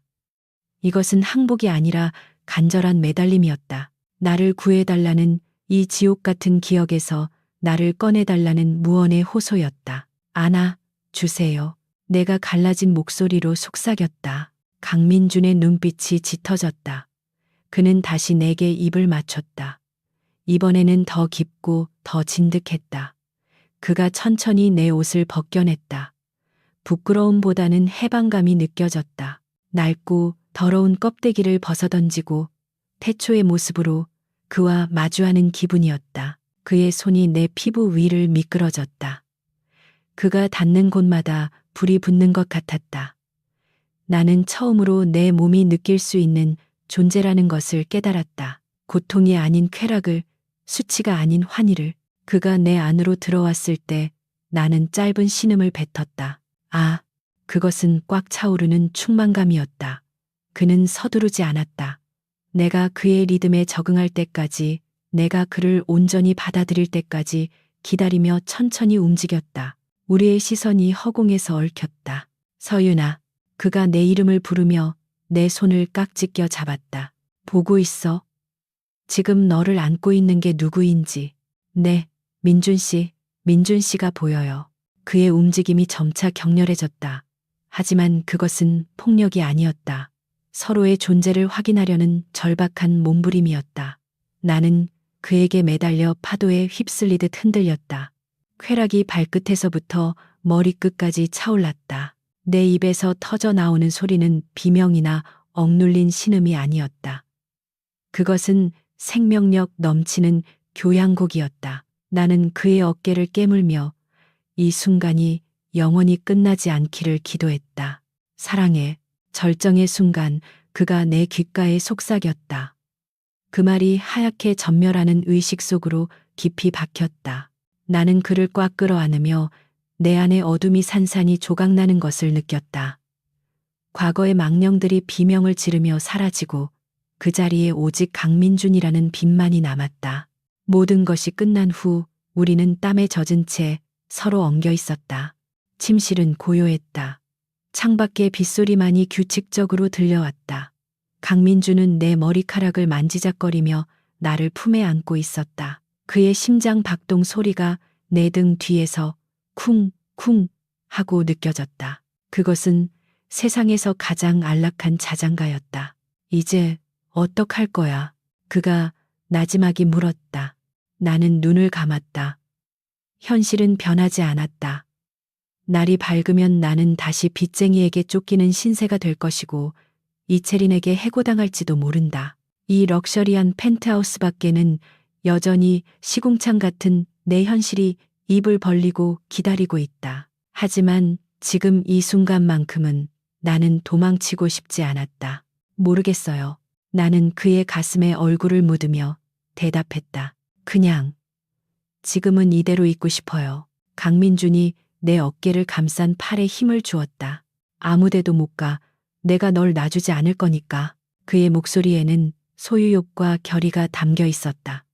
그것은 나를 구속하는 사슬이 아니라 나를 지켜주겠다는 단단한 방패처럼 느껴졌다. 나는 그의 품 안으로 더 깊이 파고들었다. 내일 지구가 멸망하더라도 오늘 밤은 이 남자의 여자로 살고 싶었다. 그것이 내게 허락된 유일한 구원이라면 눈을 떴을 때 낯선 천장이 나를 반겼다.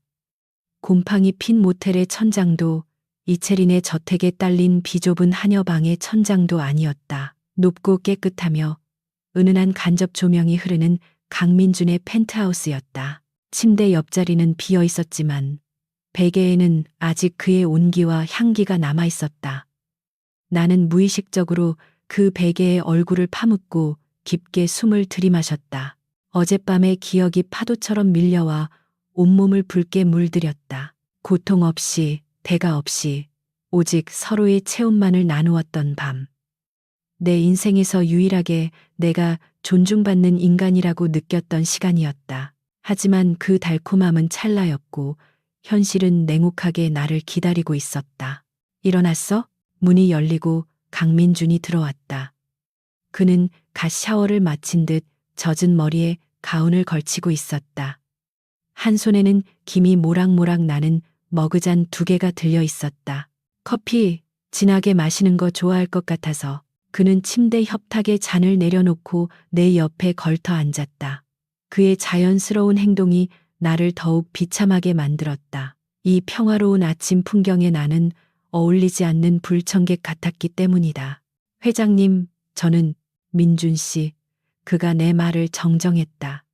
어젯밤에는 그렇게 잘 부르더니 그가 장난스럽게 웃었지만 나는 마주 웃을 수 없었다. 나는 이불을 끌어당겨 내 나신을 가렸다. 민준 씨, 저는 돌아가야 해요. 아침이 밝았으니까요. 강민준의 표정이 굳어졌다. 돌아가다니? 그 지옥 같은 곳으로 다시 가겠다는 거야? 제 짐이 거기에 있고. 일도 해야 해요. 일. 그가 헛웃음을 터뜨렸다. 그게 일이야? 노예 생활이지. 빚 때문이라면 걱정 마. 내가 처리해. 최 씨라는 그 사채업자. 그리고 이채린과의 계약 위약금까지 전부 다. 그는 마치 점심 메뉴를 고르듯 가볍게 말했다. 3억이라는 돈이 그에게는 그토록 가벼운 것이었다. 그 사실이 나에게는 안도감이 아니라 또 다른 수치심으로 다가왔다. 아니요. 나는 단호하게 고개를 저었다. 돈으로 저를 사지 마세요. 뭐? 민준 씨가 제 빚을 갚아주면 저는 최 씨의 인형에서 민준 씨의 인형으로 주인이 바뀌는 것뿐이에요. 저는 더 이상 누군가에게 종속되고 싶지 않아요. 그것은 내 마지막 자존심이었다. 만약 그가 돈으로 내 문제를 해결해 버린다면 나는 영원히 그와 동등한 위치에 설 수 없을 것이다. 나는 그에게 돈 주고 산 여자가 되고 싶지 않았다. 강민주는 답답하다는 듯 머리를 쓸어 넘겼다. 한서윤, 이건 자존심 세울 문제가 아니야. 네가 위험하니까. 알아요. 하지만 제 힘으로 정리하고 싶어요. 이채린 아가씨가 돌아올 때까지만 적어도 이번 달까지는 일을 마무리하게 해주세요. 그 뒤에 제가 떳떳해지면 그때 다시 만나요. 내 눈빛이 흔들리지 않음을 확인한 그는 긴 한숨을 내쉬었다. 고집 정말 세군. 그는 내 손을 잡고 손바닥에 입을 맞췄다. 알겠어. 하지만 조건이 있어. 그 최 씨라는 놈이 다시는 너에게 손대지 못하게 할 거야. 빚 독촉은 막아줄 테니 원금은 네가 벌어서 갚든 알아서 해. 그리고 그가 내 눈을 똑바로 응시했다. 무슨 일이 생기면 바로 나한테 연락해. 혼자 감당하려고 하지 말고. 알겠어? 나는 고개를 끄덕였다. 이것이 우리가 맺은 새로운 계약이었다. 연인과 후원자 사이 그 어딘가에 있는 위태로운 줄타기가 시작되었다. 다시 돌아온 이채린의 저택은 숨이 막힐 듯 답답했다. 해외여행에서 돌아온 이채린은 기분이 좋아 보였다. 그녀는 거실 소파에 앉아 면세점에서 사온 명품 가방들을 늘어놓고 구경하고 있었고, 나는 그 옆에서 무릎을 꿇고 그녀가 벗어 던진 구두를 닦고 있었다. 야, 한서윤. 너 내가 없는 동안 강 회장이랑 꽤 진도 나갔더라? 이채린이 킬킬거리며 말했다. 아빠가 그러는데 강 회장이 우리 집안 사업의 투자도 긍정적으로 검토 중이라네. 너 대체 무슨 짓을 한 거야? 침대에서 죽여주게 봉사라도 했니? 내 손이 멈칫했다. 구두약이 묻은 헝겊을 쥔 손에 힘이 들어갔다. 그녀의 저속한 말은 비수가 되어 꽂혔다. 하지만 나는 표정을 지우고 덤덤하게 대답했다. 그냥 비위를 잘 맞췄을 뿐입니다. 그래, 넌 그런 건 타고났으니까. 천한 것들이 원래 눈치 하나는 빠르잖아. 그녀는 발로 내 어깨를 툭 쳤다. 아, 맞다. 오늘 저녁에 강 회장 초대한 거 알지? 아빠가 식사 한번 하자고 부르셨어. 너도 준비해. 이번엔 내 대역이 아니라 진짜 나를 돋보이게 해줄 조연으로. 알겠습니다. 심장이 쿵쾅거렸다. 강민준이 이 집에 온다. 진짜 이채린과 그녀의 하녀인 내가 있는 이 공간에 저녁 7시. 다이닝룸의 샹들리에가 눈부시게 빛났다. 긴 테이블 상석에는 이채린의 아버지인 이 회장이, 그 오른쪽에는 화려하게 치장한 이채린이 앉아 있었다. 그리고 맞은편에는 강민준이 앉아 있었다. 나는 검은색 유니폼에 흰 앞치마를 두르고 그들의 뒤에 그림자처럼 서 있었다. 강 회장, 요즘 우리 채린이 예뻐해줘서 고맙네. 이 녀석이 철이 없어서 걱정했는데 강 회장 같은 든든한 사람을 만나서 다행이야. 이 회장의 호탕한 웃음소리가 울려 퍼졌다. 아니에요. 아버님. 민준 씨가 얼마나 자상한데요. 이채린이 강민준의 팔에 팔짱을 끼며 애교 섞인 목소리로 말했다. 그녀는 연기를 하고 있었다. 내가 했던 그 연기를 이제는 주인이 직접 하고 있었다. 강민준은 옅은 미소를 짓고 있었지만 눈은 차갑게 가라앉아 있었다. 그는 살짝 팔을 빼내며 냅킨을 집어들었다. 과찬이십니다. 그의 건조한 대답에 이채린의 표정이 살짝 굳었지만 그녀는 곧바로 와인잔을 들어 올리며 분위기를 띄웠다. 나는 와인병을 들고 테이블로 다가갔다. 내 역할은 그들의 잔이 비지 않도록 채워주는 것이었다. 먼저 이 회장의 잔을 채우고 다음은 이채린의 잔을 채웠다. 그녀는 나를 쳐다보지도 않고 강민준에게 말을 걸고 있었다. 민준 씨, 우리 다음 주에 파리 갈래요? 패션 위크 기간인데. 나는 마지막으로 강민준의 뒤로 다가갔다. 와인을 따르기 위해 몸을 숙이자 그의 익숙한 향기가 훅 끼쳐왔다. 손이 미세하게 떨렸다. 붉은 와인이 그의 잔으로 쪼르륵 흘러내렸다. 그때였다. 강민준이 와인잔을 잡는 척하며 테이블 아래로 늘어뜨린 내 손가락을 스치듯 건드렸다. 마치 전기가 통하는 것 같았다. 나는 숨을 헛들이켰다. 너무나 은밀하고 대담한 접촉이었다. 누군가 볼까봐 심장이 터질 것 같았지만 동시에 온몸의 세포가 깨어나는 듯한 짜릿함이 느껴졌다. 그는 아무 일도 없었다는 듯 이채린을 보며 대답했다. 죄송합니다. 다음 주에는 중요한 일정이 있어서요. 그는 나를 거절한 것이 아니라 이채린을 거절하고 있었다. 그리고 그 거절의 이유가 바로 내 곁에 있기 위함이라는 것을 이 식탁에서 오직 나만이 알고 있었다. 식사가 끝나고 다과 시간이 되었다. 나는 주방에서 과일을 깎고 있었다. 거실에서는 웃음소리가 들려왔지만 그 소리가 내게는 지옥의 소음처럼 느껴졌다. 내가 사랑하는 남자가 다른 여자의 옆에 앉아 미소를 짓고 있는 것을 지켜봐야 하는 고문. 이것이 내 이중생활의 대가였다. 물 좀 줘. 갑자기 주방 문이 열리고 누군가 들어왔다. 강민준이었다. 나는 화들짝 놀라 들고 있던 과도를 떨어뜨릴 뻔했다. 여기는 어떻게? 화장실 가는 척하고 나왔어. 그는 성큼성큼 다가와 나를 주방 안쪽 거실에서는 보이지 않는 사각지대인 식료품 저장고 판투리 쪽으로 몰아붙였다. 미치겠군. 그가 거칠게 넥타이를 느슨하게 풀며 으르렁거렸다. 저 여자가 내 팔에 매달리는 것도, 네가 저 여자 발밑에서 시중드는 꼴을 보는 것도 더 이상은 못 참겠어. 참으셔야 해요. 들키면 끝장이에요. 내가 속삭이며 그를 밀어내려 했지만 그는 꼼짝도 하지 않았다. 오히려 내 허리를 감싸 안고 자신의 몸 쪽으로 확 끌어당겼다. 끝장나라고 해. 차라리 지금 나가서 다 말해버릴까? 이 여자는 가짜고 내 진짜 여자는 여기 부엌에 처박혀 있다고. 민준 씨, 제발. 내 애원에 그가 입을 다물었다.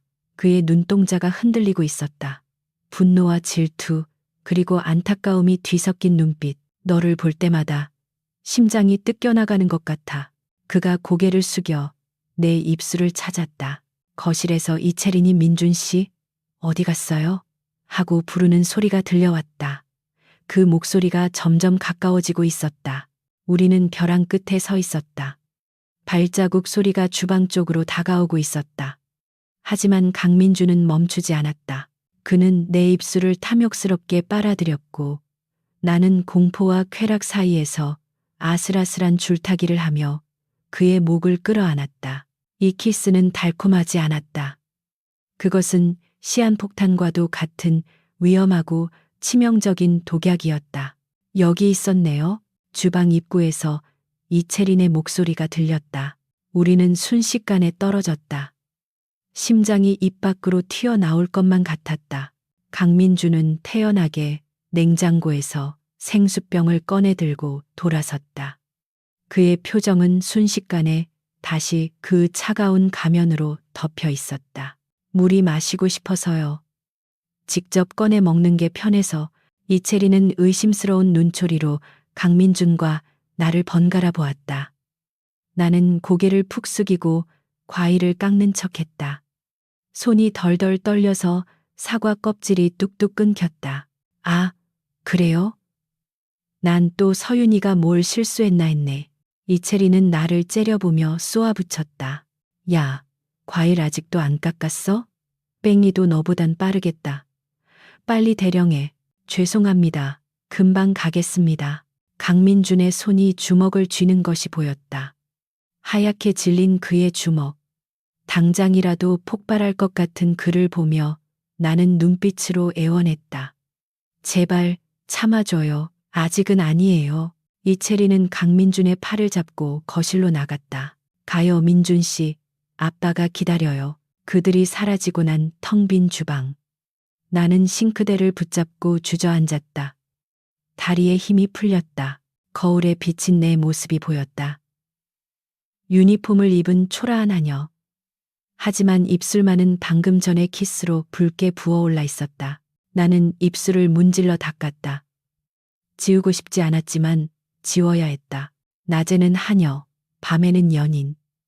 천국과 지옥을 오가는 이 이중 생활이 언제까지 지속될 수 있을까? 점점 더 깊은 수렁으로 빠져들고 있다는 불길한 예감이 나의 발목을 휘감았다. 파국은 예고 없이 찾아오지 않는다. 그것은 검은 구름처럼 서서히 몰려와 하늘을 뒤덮고 숨 쉴 구멍조차 남기지 않은 채 모든 것을 집어삼킬 준비를 한다. 그리고 그날 밤 동일 그룹 창립 기념 파티가 열린 호텔 그랜드 볼룸은 내 인생을 집어삼킬 폭풍의 눈이었다. 화려한 샹들리에가 수천 개의 보석처럼 빛나고 최고급 샴페인 잔이 부딪히는 소리가 음악처럼 흐르는 곳. 대한민국의 네로라 하는 정재계 인사들이 가면 같은 미소를 띠고 서로의 탐욕을 우아한 대화로 포장하고 있었다. 나는 그 화려한 무대 뒤편 그림자 속에 서 있었다. 검은색 유니폼을 입은 나는 파티장의 배경이나 다름없었다. 서윤아, 내 파우치 좀 가져와. 대기실에 두고 왔어. 이채린이 날카롭게 명령했다.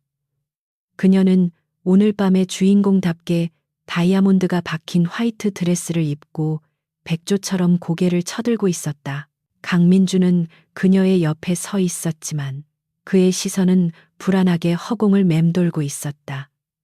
그와 눈이 마주칠 뻔했지만 나는 황급히 고개를 숙이고 대기실로 향했다. 대기실 문을 열고 파우치를 찾던 중 테이블 위에 놓인 내 휴대폰이 진동했다. 징, 화면에 뜬 메시지 알림. 민준 씨, 오늘 밤 여기서 데리고 나갈 거야. 더 이상은 못 참아. 심장이 덜컥 내려앉았다. 위험하다. 너무 대담하다. 나는 떨리는 손으로 휴대폰을 집어들었다. 그 순간 못 참아서 어쩌려고? 등 뒤에서 서늘한 목소리가 들렸다. 얼어붙은 채 뒤를 돌아보았다. 이채린이 문가에 서 있었다. 그녀의 입가에는 미소가 걸려 있었지만 눈은 도살장으로 끌려가는 짐승을 보는 도살자처럼 차갑고 잔혹했다. 아, 아가씨, 이리 내놔. 그녀가 손을 내밀었다. 나는 뒷걸음질 쳤지만 그녀는 성큼성큼 다가와 내 손에서 휴대폰을 낚아챘다. 비밀번호 풀어. 아가씨, 이건 제 사생활. 풀어. 그녀의 고함이 대기실을 울렸다. 나는 공포에 질려 떨리는 손가락으로 잠금을 해제했다.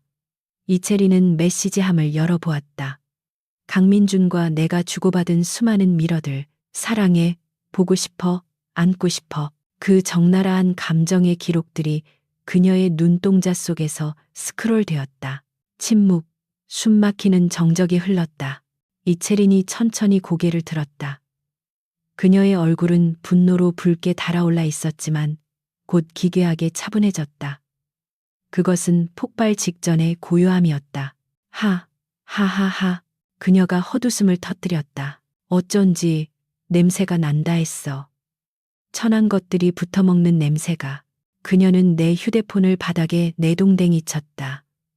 액정이 산산조각 나는 소리가 내 심장이 깨지는 소리처럼 들렸다. 서윤아, 너 내가 우스웠니? 내 대역이나 하던 주제에 감히 내 남자를 탐해? 죄송합니다. 죽을 죄를 지었습니다. 나는 무릎을 꿇었다. 이 상황을 모면할 수 있는 방법은 비는 것밖에 없었다. 하지만 이채리는 내 머리채를 휘어잡아 억지로 고개를 들게 했다. 죽을 죄? 아니, 죽는 걸로는 부족해. 너는 오늘 내 인생 최악의 모욕을 줬어. 그러니까 나도 돌려줘야지. 그녀는 내 멱살을 잡고 일으켜 세웠다. 따라와. 아, 아가씨, 어디로? 네가 있어야 할 곳. 네 주제를 만천하에 확인시켜 줄 곳으로. 그녀는 나를 끌고 파티장으로 향했다. 문이 열리고 수백 개의 시선이 우리에게 쏠렸다. 웅성거림이 파도처럼 번져나갔다. 우아한 백조 같았던 이채린이 머리가 헝클어진 하녀를 질질 끌고 들어오는 광경은 충격 그 자체였다. 강민준이 우리를 발견하고 사색이 되어 달려왔다. 채린 씨, 지금 뭐 하는 겁니까? 오지 마요. 이채린이 소리치며 마이크가 있는 단상으로 올라갔다. 그녀는 나를 단상 중앙으로 거칠게 밀어버렸다. 나는 중심을 잃고 바닥에 엎어졌다. 조명이 내 위로 쏟아졌다. 눈이 멀것처럼 밝았고 벌거벗겨진 것처럼 수치스러웠다. 여러분, 죄송합니다. 좋은 날에 추태를 보여서. 이채린이 마이크를 잡았다. 그녀의 목소리는 스피커를 타고 홀 전체에 울려 퍼졌다. 하지만 제 약혼자인 강민준 회장을 보호하기 위해서, 그리고 우리 집안의 명예를 지키기 위해서 이 자리에 있는 기생충 한 마리를 고발해야겠습니다. 그녀의 손가락이 바닥에 쓰러진 나를 가리켰다. 이 여자는 제 수행비서 한서윤입니다. 그리고 빚쟁이들에게 몸을 팔며 살아가는 창녀이기도 하죠. 객석에서 경악에 찬 비명과 웅성거림이 터져 나왔다. 아닙니다. 아니에요. 내가 쉰 목소리로 중얼거렸지만 아무도 듣지 않았다. 이 여자는 제 대역을 했던 것을 기회로 제 약혼자인 강 회장에게 의도적으로 접근했습니다. 돈을 뜯어내기 위해, 신분 상승을 하기 위해 더러운 몸을 무기로 순진한 남자를 유혹했죠. 이채리는 강민준을 피해자로, 나를 꽃뱀으로 둔갑시켰다. 그것은 그녀가 할 수 있는 가장 잔인하고도 영리한 복수였다. 강민준이 단상으로 뛰어 올라왔다.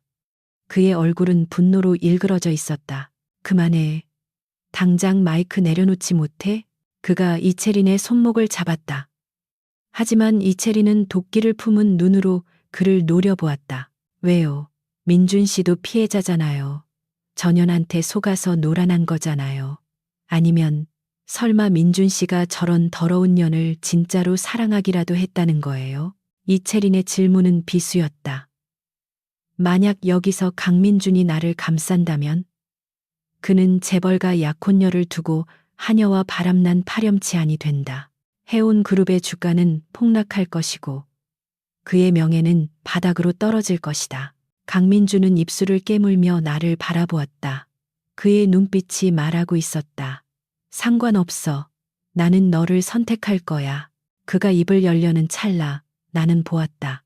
객석 맨 앞줄에 앉아 충격으로 쓰러질 듯한 강민준의 어머니를, 그리고 그를 경멸 어린 눈으로 바라보는 수많은 사람들을. 안 된다. 나 때문에 그가 망가지는 것은 안 된다. 그가 나를 사랑해준 대가가 파멸이어서는 안 된다. 나는 자리에서 벌떡 일어났다. 그리고 강민준을 향해 소리쳤다. 착각하지 마세요, 회장님. 강민준이 멈칫했다. 나는 입술을 깨물어 피를 내며 악마 같은 미소를 지어 보였다. 내 인생 최고의, 그리고 최악의 연기를 시작했다. 사랑?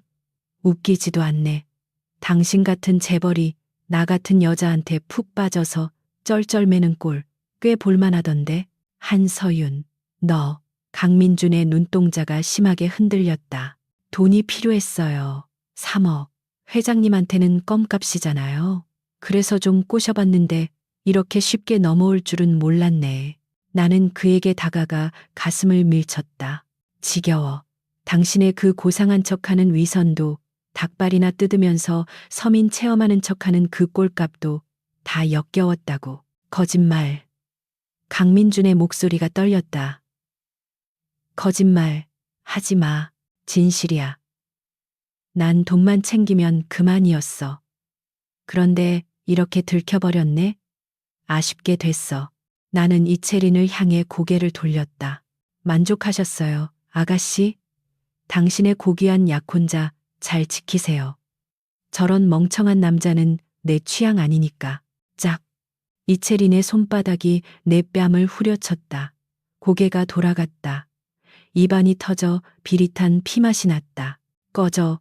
당장 내 눈앞에서 사라져. 나는 비틀거리며 단상을 내려왔다. 수많은 사람들이 홍해처럼 갈라지며 길을 냈다. 그들의 눈빛에는 혐오와 경멸만이 가득했다. 그 시선들은 마치 날카로운 돌멩이가 되어 내 온몸을 찍어 누르는 것 같았다.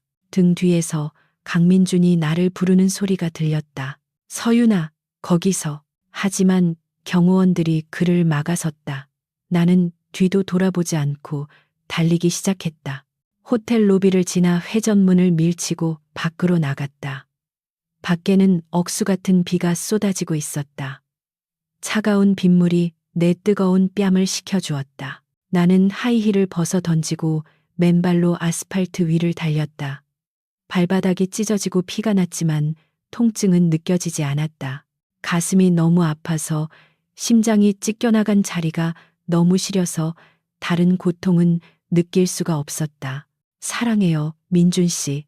빗소리에 묻혀 들리지 않을 고백을 토해냈다. 당신은 빛나는 곳에 있어야 해요. 나 같은 얼룩은 당신 곁에 있으면 안 돼요. 나는 어둠 속으로, 더 깊은 어둠 속으로 도망쳤다. 내가 원래 있어야 했던, 아무도 나를 찾을 수 없는 시궁창으로. 그날 밤 한서윤이라는 여자는 죽었다. 비린내. 내 몸에서는 이제 썩은 생선 내장 냄새가 났다. 아무리 락스로 손을 닦고 싸구려 비누로 몸을 문질러도 그 지독한 악취는 뼛속까지 스며든 문신처럼 지워지지 않았다. 서울의 가장 낙후된 재개발 구역, 가로등조차 제대로 들어오지 않는 달동네의 쪽방촌. 보증금 없이 월세 20만 원짜리 단칸방이 나의 새로운 감옥이었다. 낮에는 인근 수산시장의 구석진 작업장에서 하루 종일 생선 대가리를 치고 내장을 긁어냈다. 밤이 되면 쥐들이 천장을 긁는 소리를 자장가 삼아 잠을 청했다. 이것이 나에게 어울리는 자리였다. 샹들리에가 빛나는 호텔이나 한강이 보이는 펜트하우스가 아니라 곰팡이와 비린내, 그리고 절망이 뒤엉킨 이곳. 나는 낡은 텔레비전을 켰다. 화면이 지직거리며 뉴스가 흘러나왔다. 속보, 동일그룹 부도 위기. 채권단, 자금 회수 압박. 해운그룹 강민준 회장, 동일그룹과의 모든 협력 중단 선언. 비윤리적 기업과는 함께할 수 없어.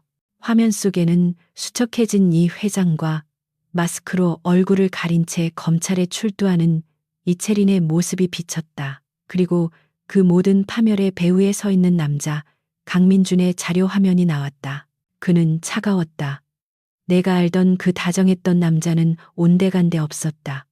그는 자비 없는 포식자가 되어 이채린의 집안을 문자 그대로 도살하고 있었다. 미쳤어. 나는 덜덜 떨리는 손으로 입을 틀어막았다. 나 때문이었다. 내가 그를 떠나면서 했던 그 모진 말들과 연극이 그를 괴물로 만들어버린 것이다. 그는 배신감에 미쳐 날뛰고 있었다.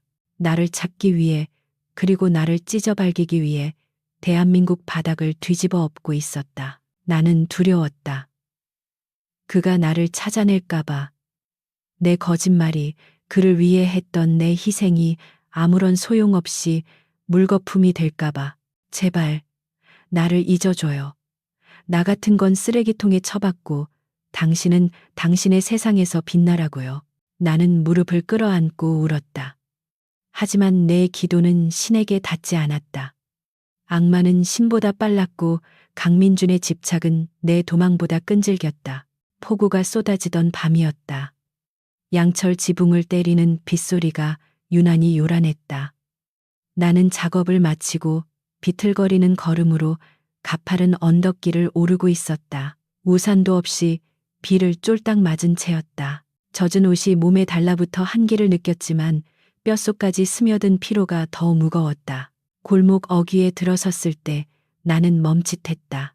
평소라면 취객들이 오줌을 싸거나 쓰레기 봉투가 뒹굴고 있어야 할 좁은 골목에 낯선 정적이 흐르고 있었다.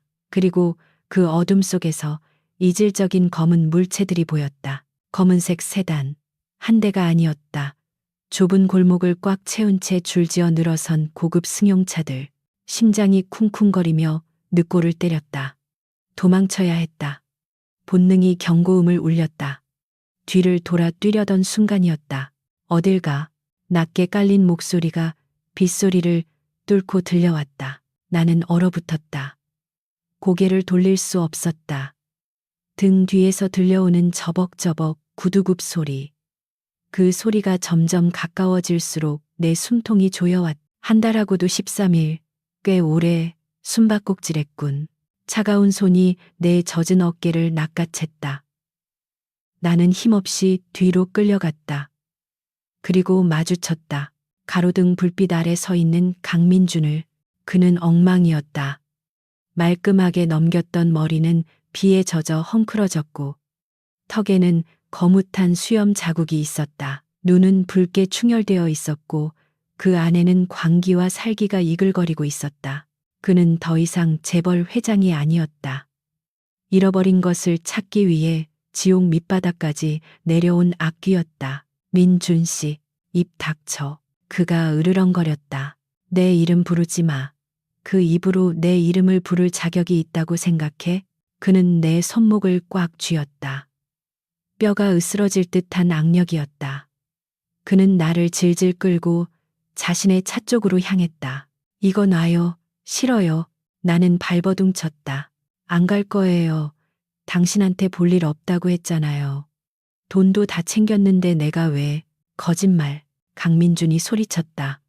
그가 나를 골목 벽으로 거칠게 밀어붙였다. 쿵 하는 소리와 함께 내 등에서 통증이 느껴졌지만 그의 눈빛이 더 아팠다. 언제까지 연기할 셈이야. 돈 3억. 그가 품에서 서류 봉투 하나를 꺼내 내 얼굴에 던졌다. 젖은 봉투가 바닥에 떨어지며 서류들이 흩어졌다. 그것은 내 아버지의 차용증, 그리고 최 씨가 가지고 있던 내 신체 포기 각서였다. 모든 서류에는 붉은색 도장으로 변제 완료가 찍혀 있었다. 내가 다 갚았어. 최 씨? 그 새끼는 지금 감옥에 쳐넣었어.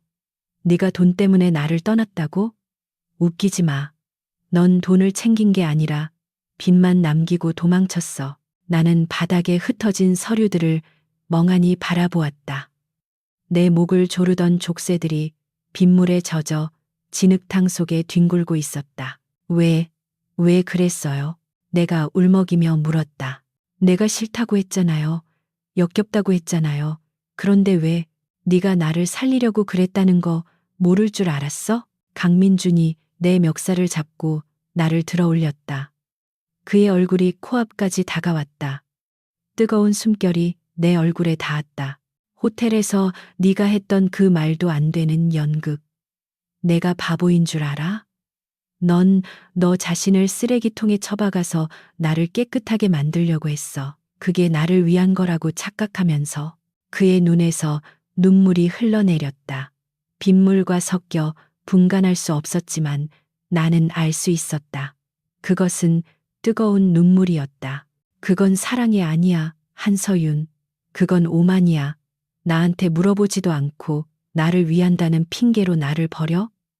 내가 언제 너더러 날 구해달라고 했어? 내가 원한 건 내 명예가 아니야. 바로 너였다고. 그의 고함 소리가 천둥 소리처럼 골목을 울렸다. 나는 무너져 내렸다. 내가 쌓아 올린 견고한 벽이 그의 진심 어린 분노 앞에서 모래성처럼 허물어졌다. 나는 당신한테 어울리지 않으니까요. 내가 오열하며 소리쳤다. 냄새 나잖아요. 맡아봐요. 내 몸에서 나는 이 역겨운 비린내를. 당신은 향수 냄새 나는 곳에서 살아야 하는 사람인데 나랑 있으면 평생 이 시궁창 냄새를 맡아야 한다고.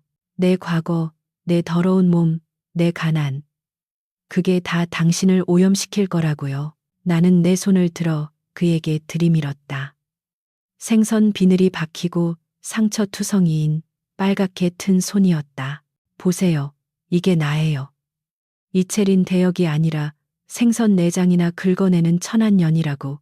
강민주는 내 손을 바라보았다. 경멸, 혐오. 그는 내 더러운 손을 낚아채더니 자신의 얼굴로 가져갔다. 그리고 내 손바닥에 자신의 볼을 비볐다. 냄새?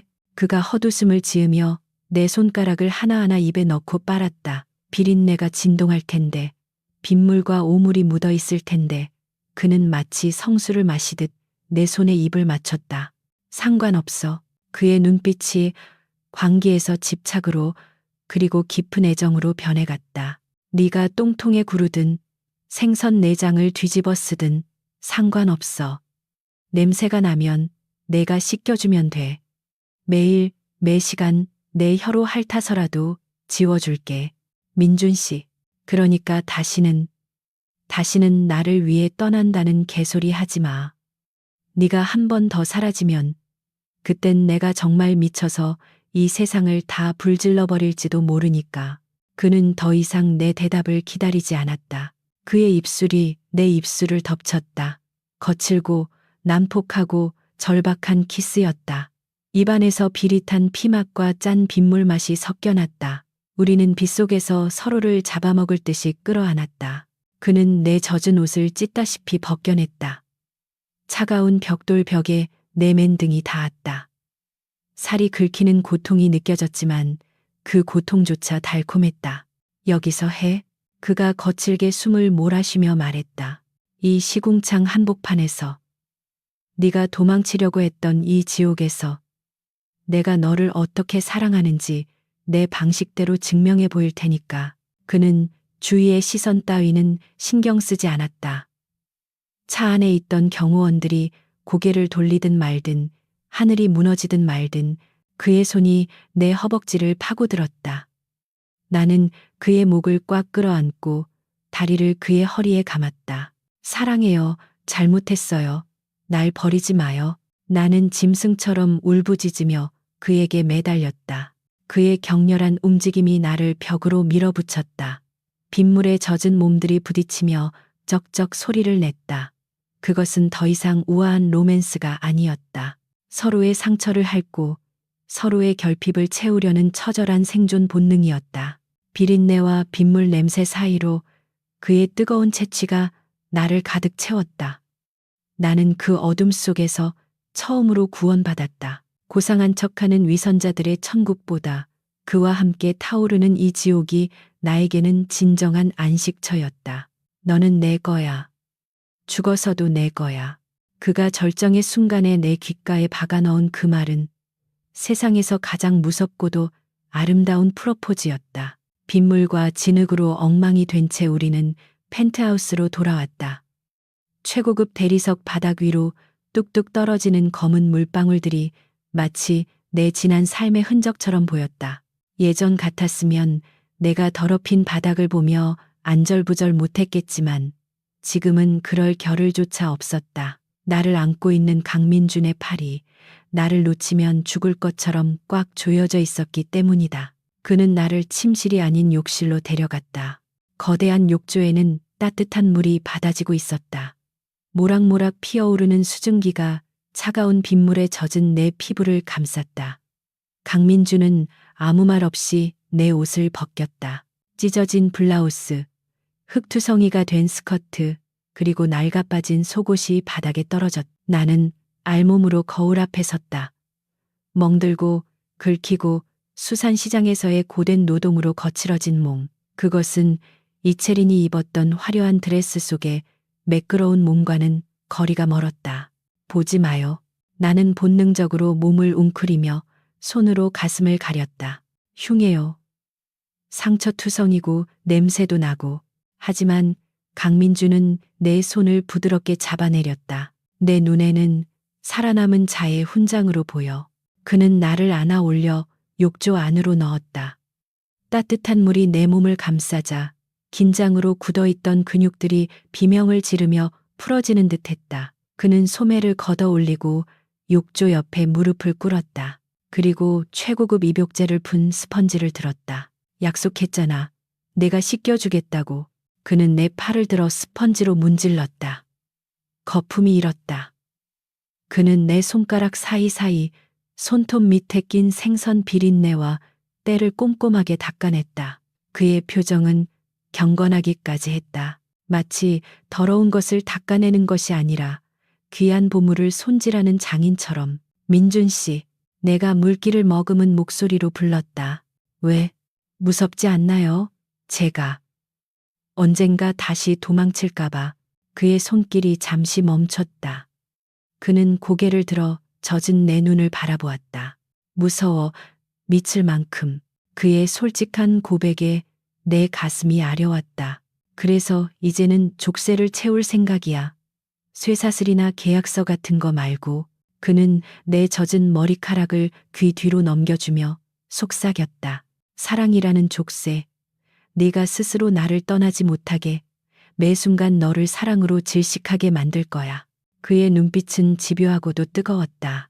나는 그 눈빛 속에서 내 미래를 보았다. 더 이상 도망칠 곳은 없다.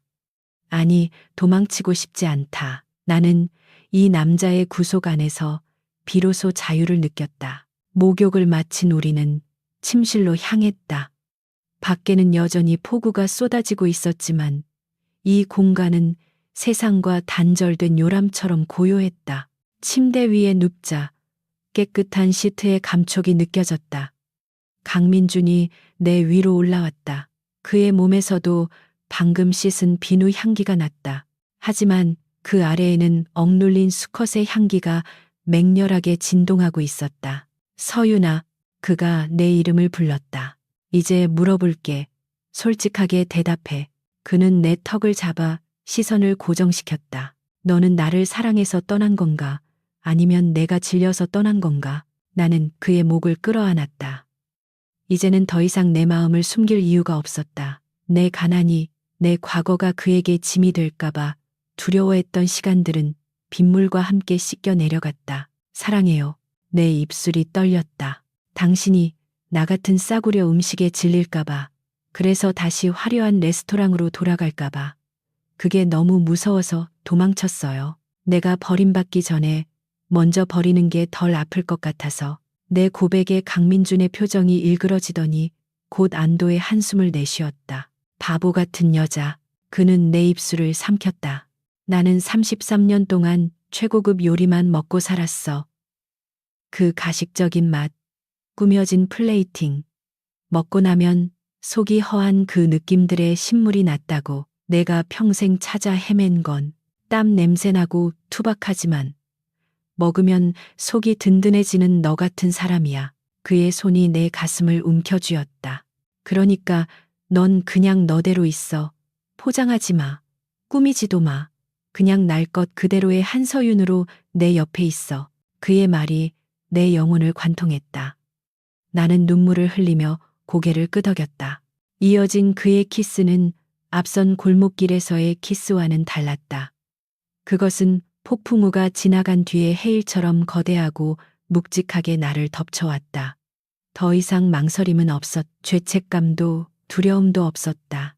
나는 처음으로 능동적으로 움직였다.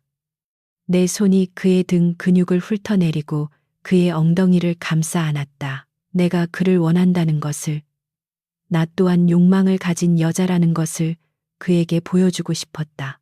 아, 그가 내 안으로 깊이 들어왔을 때 나는 허리를 비틀며 그를 받아들였다. 통증은 없었다. 오직 꽉 찬 충만감만이 존재했다. 민준 씨, 더 깊게. 내가 애원하자 그의 눈빛이 탁하게 변했다. 그는 내 다리를 자신의 어깨에 걸치고 짐승처럼 쳐올리기 시작했다. 하읍, 으흡, 방 안은 젖은 살이 부딪히는 소리와 거친 신음소리로 가득 찼다. 우리는 서로의 눈을 피하지 않았다. 땀에 젖은 얼굴, 쾌락으로 일그러진 표정, 흔들리는 눈동자. 우리는 서로의 가장 밑바닥을, 가장 추하고도 아름다운 본능을 공유하고 있었다. 사랑해 서윤아, 사랑해. 그는 펌프질을 할 때마다 사랑을 고백했다. 그것은 주문과도 같았다. 내 몸에 새겨진 노예, 빚쟁이, 대역이라는 낙인들을 지우고 그 자리에 강민준의 여자라는 새로운 문신을 새겨 넣는 주문. 나는 쾌락의 파도에 휩쓸려 정신을 놓을 것만 같았다. 발끝이 오그라들고 눈앞이 하얗게 전멸했다. 나도 사랑해요. 으응. 절정이 찾아왔다. 둑이 터지듯 내 몸 안에서 무언가가 왈칵 쏟아져 나왔다. 그것은 단순히 육체적인 쾌감이 아니었다.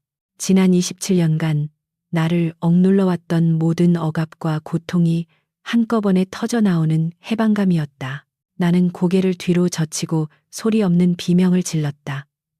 강민준 역시 내 깊은 곳에 자신의 모든 것을 쏟아부으며 내 위로 무너져 내렸다. 우리는 서로를 으스러지게 껴안은 채 거친 숨을 몰아쉬었다. 심장 박동이 하나로 겹쳐 뛰고 있었다. 내 몸도 마음도 영혼도 완전히 연소되어 재가 된 기분이었다. 하지만 그 재 속에서 새로운 싹이 트고 있었다. 한참의 시간이 흐른 뒤 창밖에 빗소리가 잦아들었다.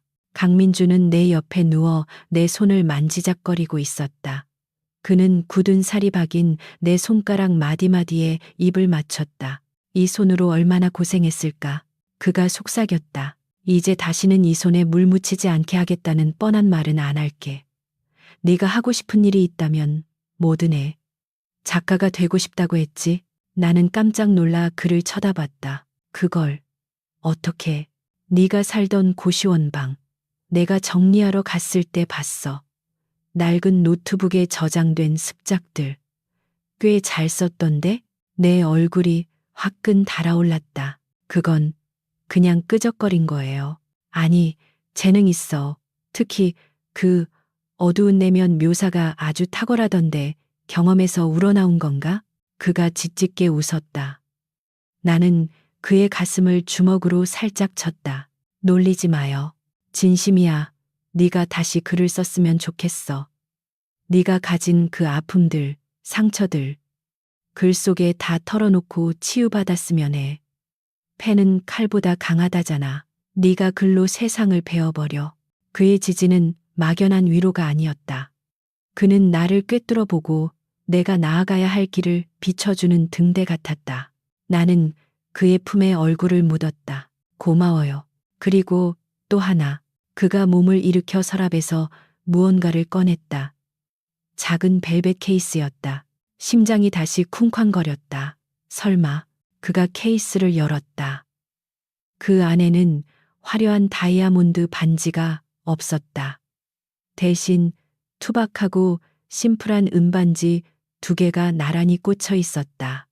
길거리에서 샀어. 10,000원짜리. 그가 쑥스러운 듯 코를 문질렀다. 네가 비싼 건 질색하니까. 그리고 이건 우리가 처음 갔던 포장마차 앞 좌판에서 산 거야. 기억나? 눈물이 핑 돌았다. 기억난다. 그날 내가 그를 떼어놓으려고 데려갔던 그곳에서 그가 잠시 시선을 줬던 그 좌판. 이건 그냥 반지가 아니야. 우리가 처음으로 진짜 만났던 그 순간을 기억하자는 의미야. 화려한 껍데기가 아니라 소박하지만 진짜인 우리를. 그는 내 왼손 약지에 반지를 끼워주었다. 조금 헐거웠지만 내 눈에는 세상 그 어떤 보석보다 빛나 보였다. 한서윤, 나랑 같이 평범하게 살아줄래? 가끔은 싸구려 닭발도 뜯고, 가끔은 싸우기도 하고, 그러다 화해하고 섹스하고, 그렇게 남들처럼 지지고 볶으면서, 이것은 내가 들어본 중 가장 로맨틱하지 않으면서도 가장 완벽한 프로포즈였다. 나는 눈물을 닦으며 활짝 웃었다. 이채린의 가면을 썼을 때 지었던 연습된 미소가 아니었다. 내 심장 깊은 곳에서 우러나온 진짜 한서윤의 미소였다. 좋아요. 단, 닭발값은 더치페이예요. 하하하. 강민준이 호탕하게 웃으며 나를 다시 끌어안았다. 그의 웃음소리가 침실을 가득 채웠다. 어둠이 완전히 물러가고 있었다. 창밖으로 희미하게 새벽빛이 스며들고 있었다. 긴긴 악몽이 끝나고 드디어 아침이 오고 있었다. 나는 내 손에 끼워진 은반지를 만져보았다. 차가운 금속성이 아닌 그의 온기가 남아 따뜻했다. 이제 나는 안다. 행복은 거창한 것이 아니다.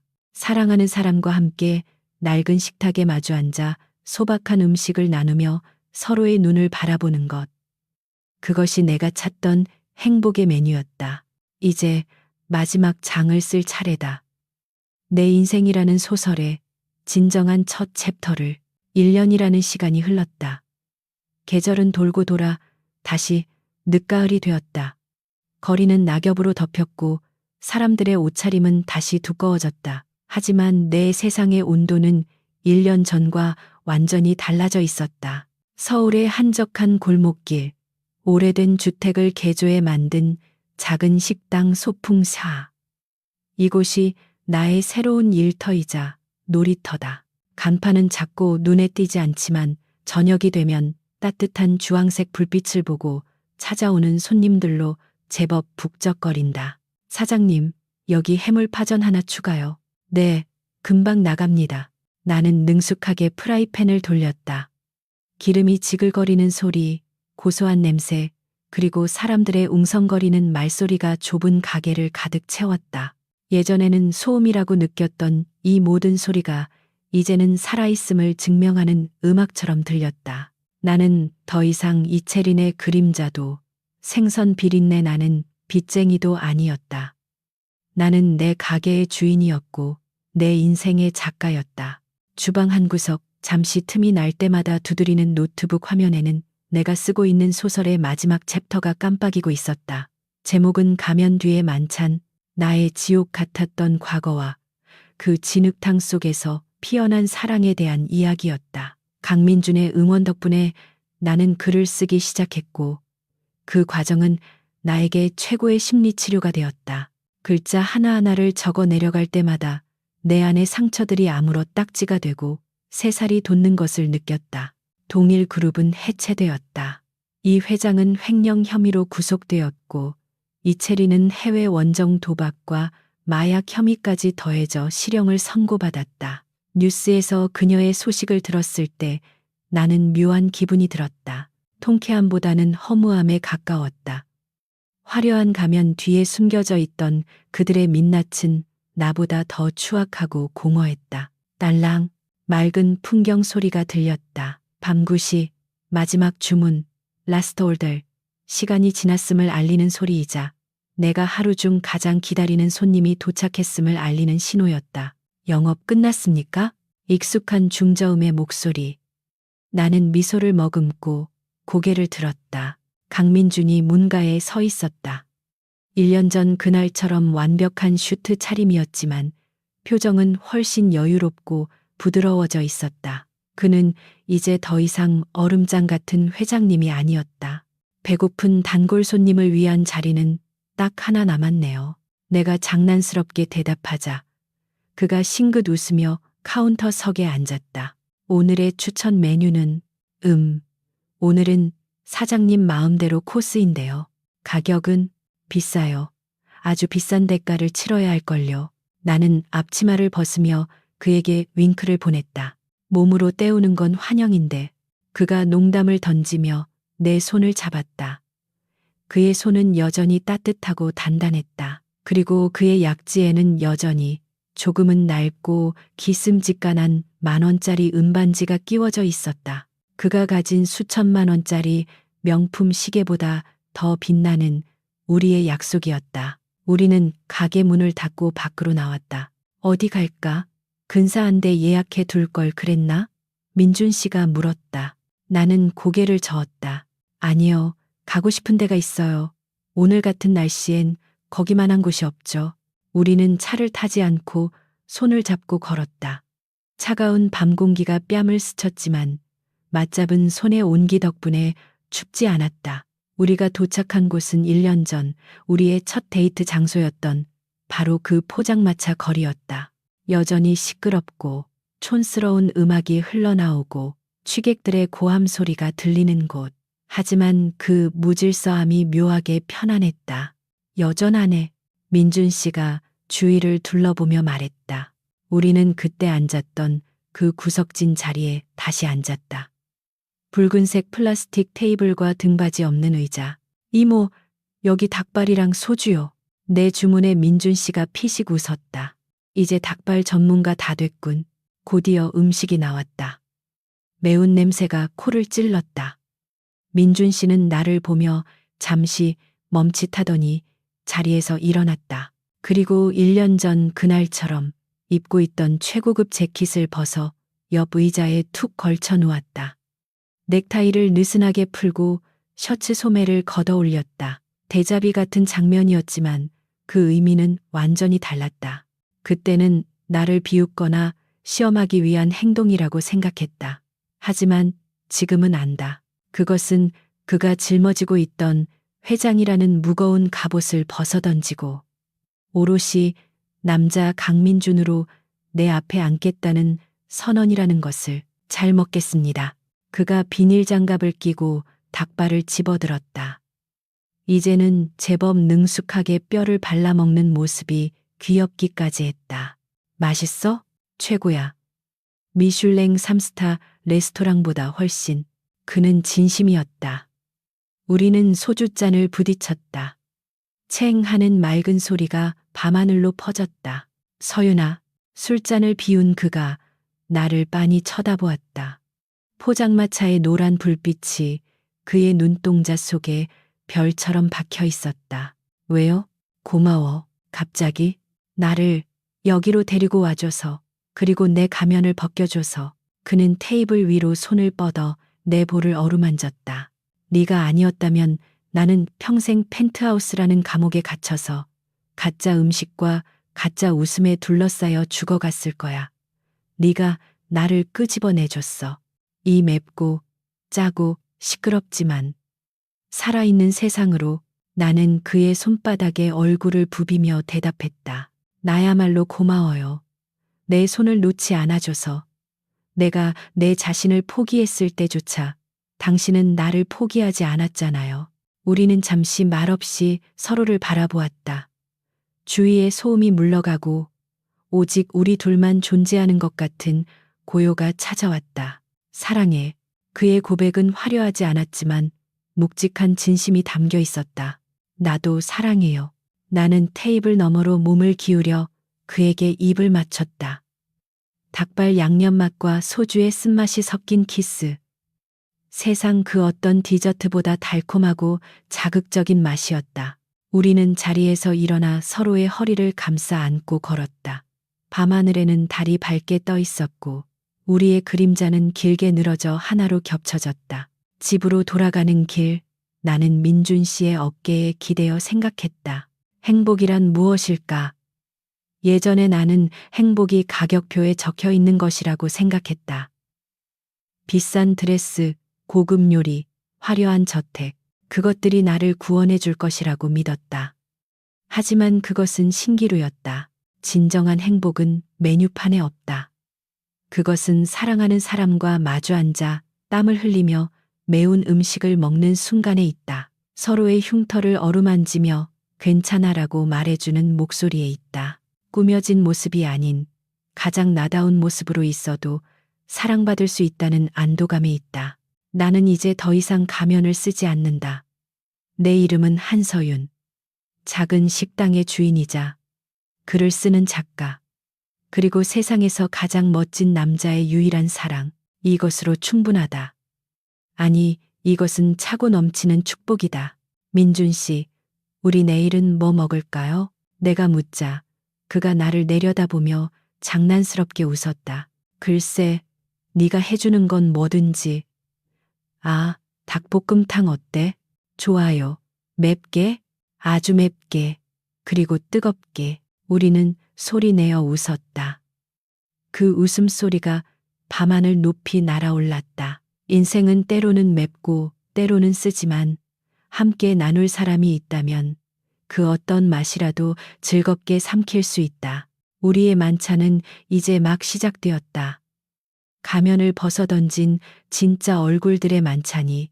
여러분, 한서윤과 강민준의 치열하고도 뜨거웠던 사랑 이야기, 가면 뒤의 만찬, 재미있게 들으셨나요? 상처 입은 두 영혼이 서로를 통해 구원받고 가식적인 세상을 벗어나 진정한 행복을 찾아가는 과정을 함께 해주셔서 감사합니다. 사랑은 때로 가장 낮은 곳에서 시작되어 가장 높은 곳으로 우리를 데려다 주는 것 같습니다. 이 이야기가 여러분에게도 작은 위로와 짜릿한 설렘을 주었기를 바랍니다. 이 이야기에 몰입하셨다면 지금 바로 좋아요와 구독, subscribe 버튼을 눌러주세요. 그리고 댓글로 여러분이 생각하는 진정한 행복의 메뉴는 무엇인지 남겨주세요. 닭발, 떡볶이, 아니면 사랑하는 사람과 함께라면 물 한 잔도 괜찮나요? 여러분의 소중한 댓글을 기다리겠습니다. 다음에도 더 짙은 감성과 충격적인 전개, 그리고 잊지 못할 로맨스로 돌아오겠습니다. 알림 설정 잊지 마세요. 감사합니다.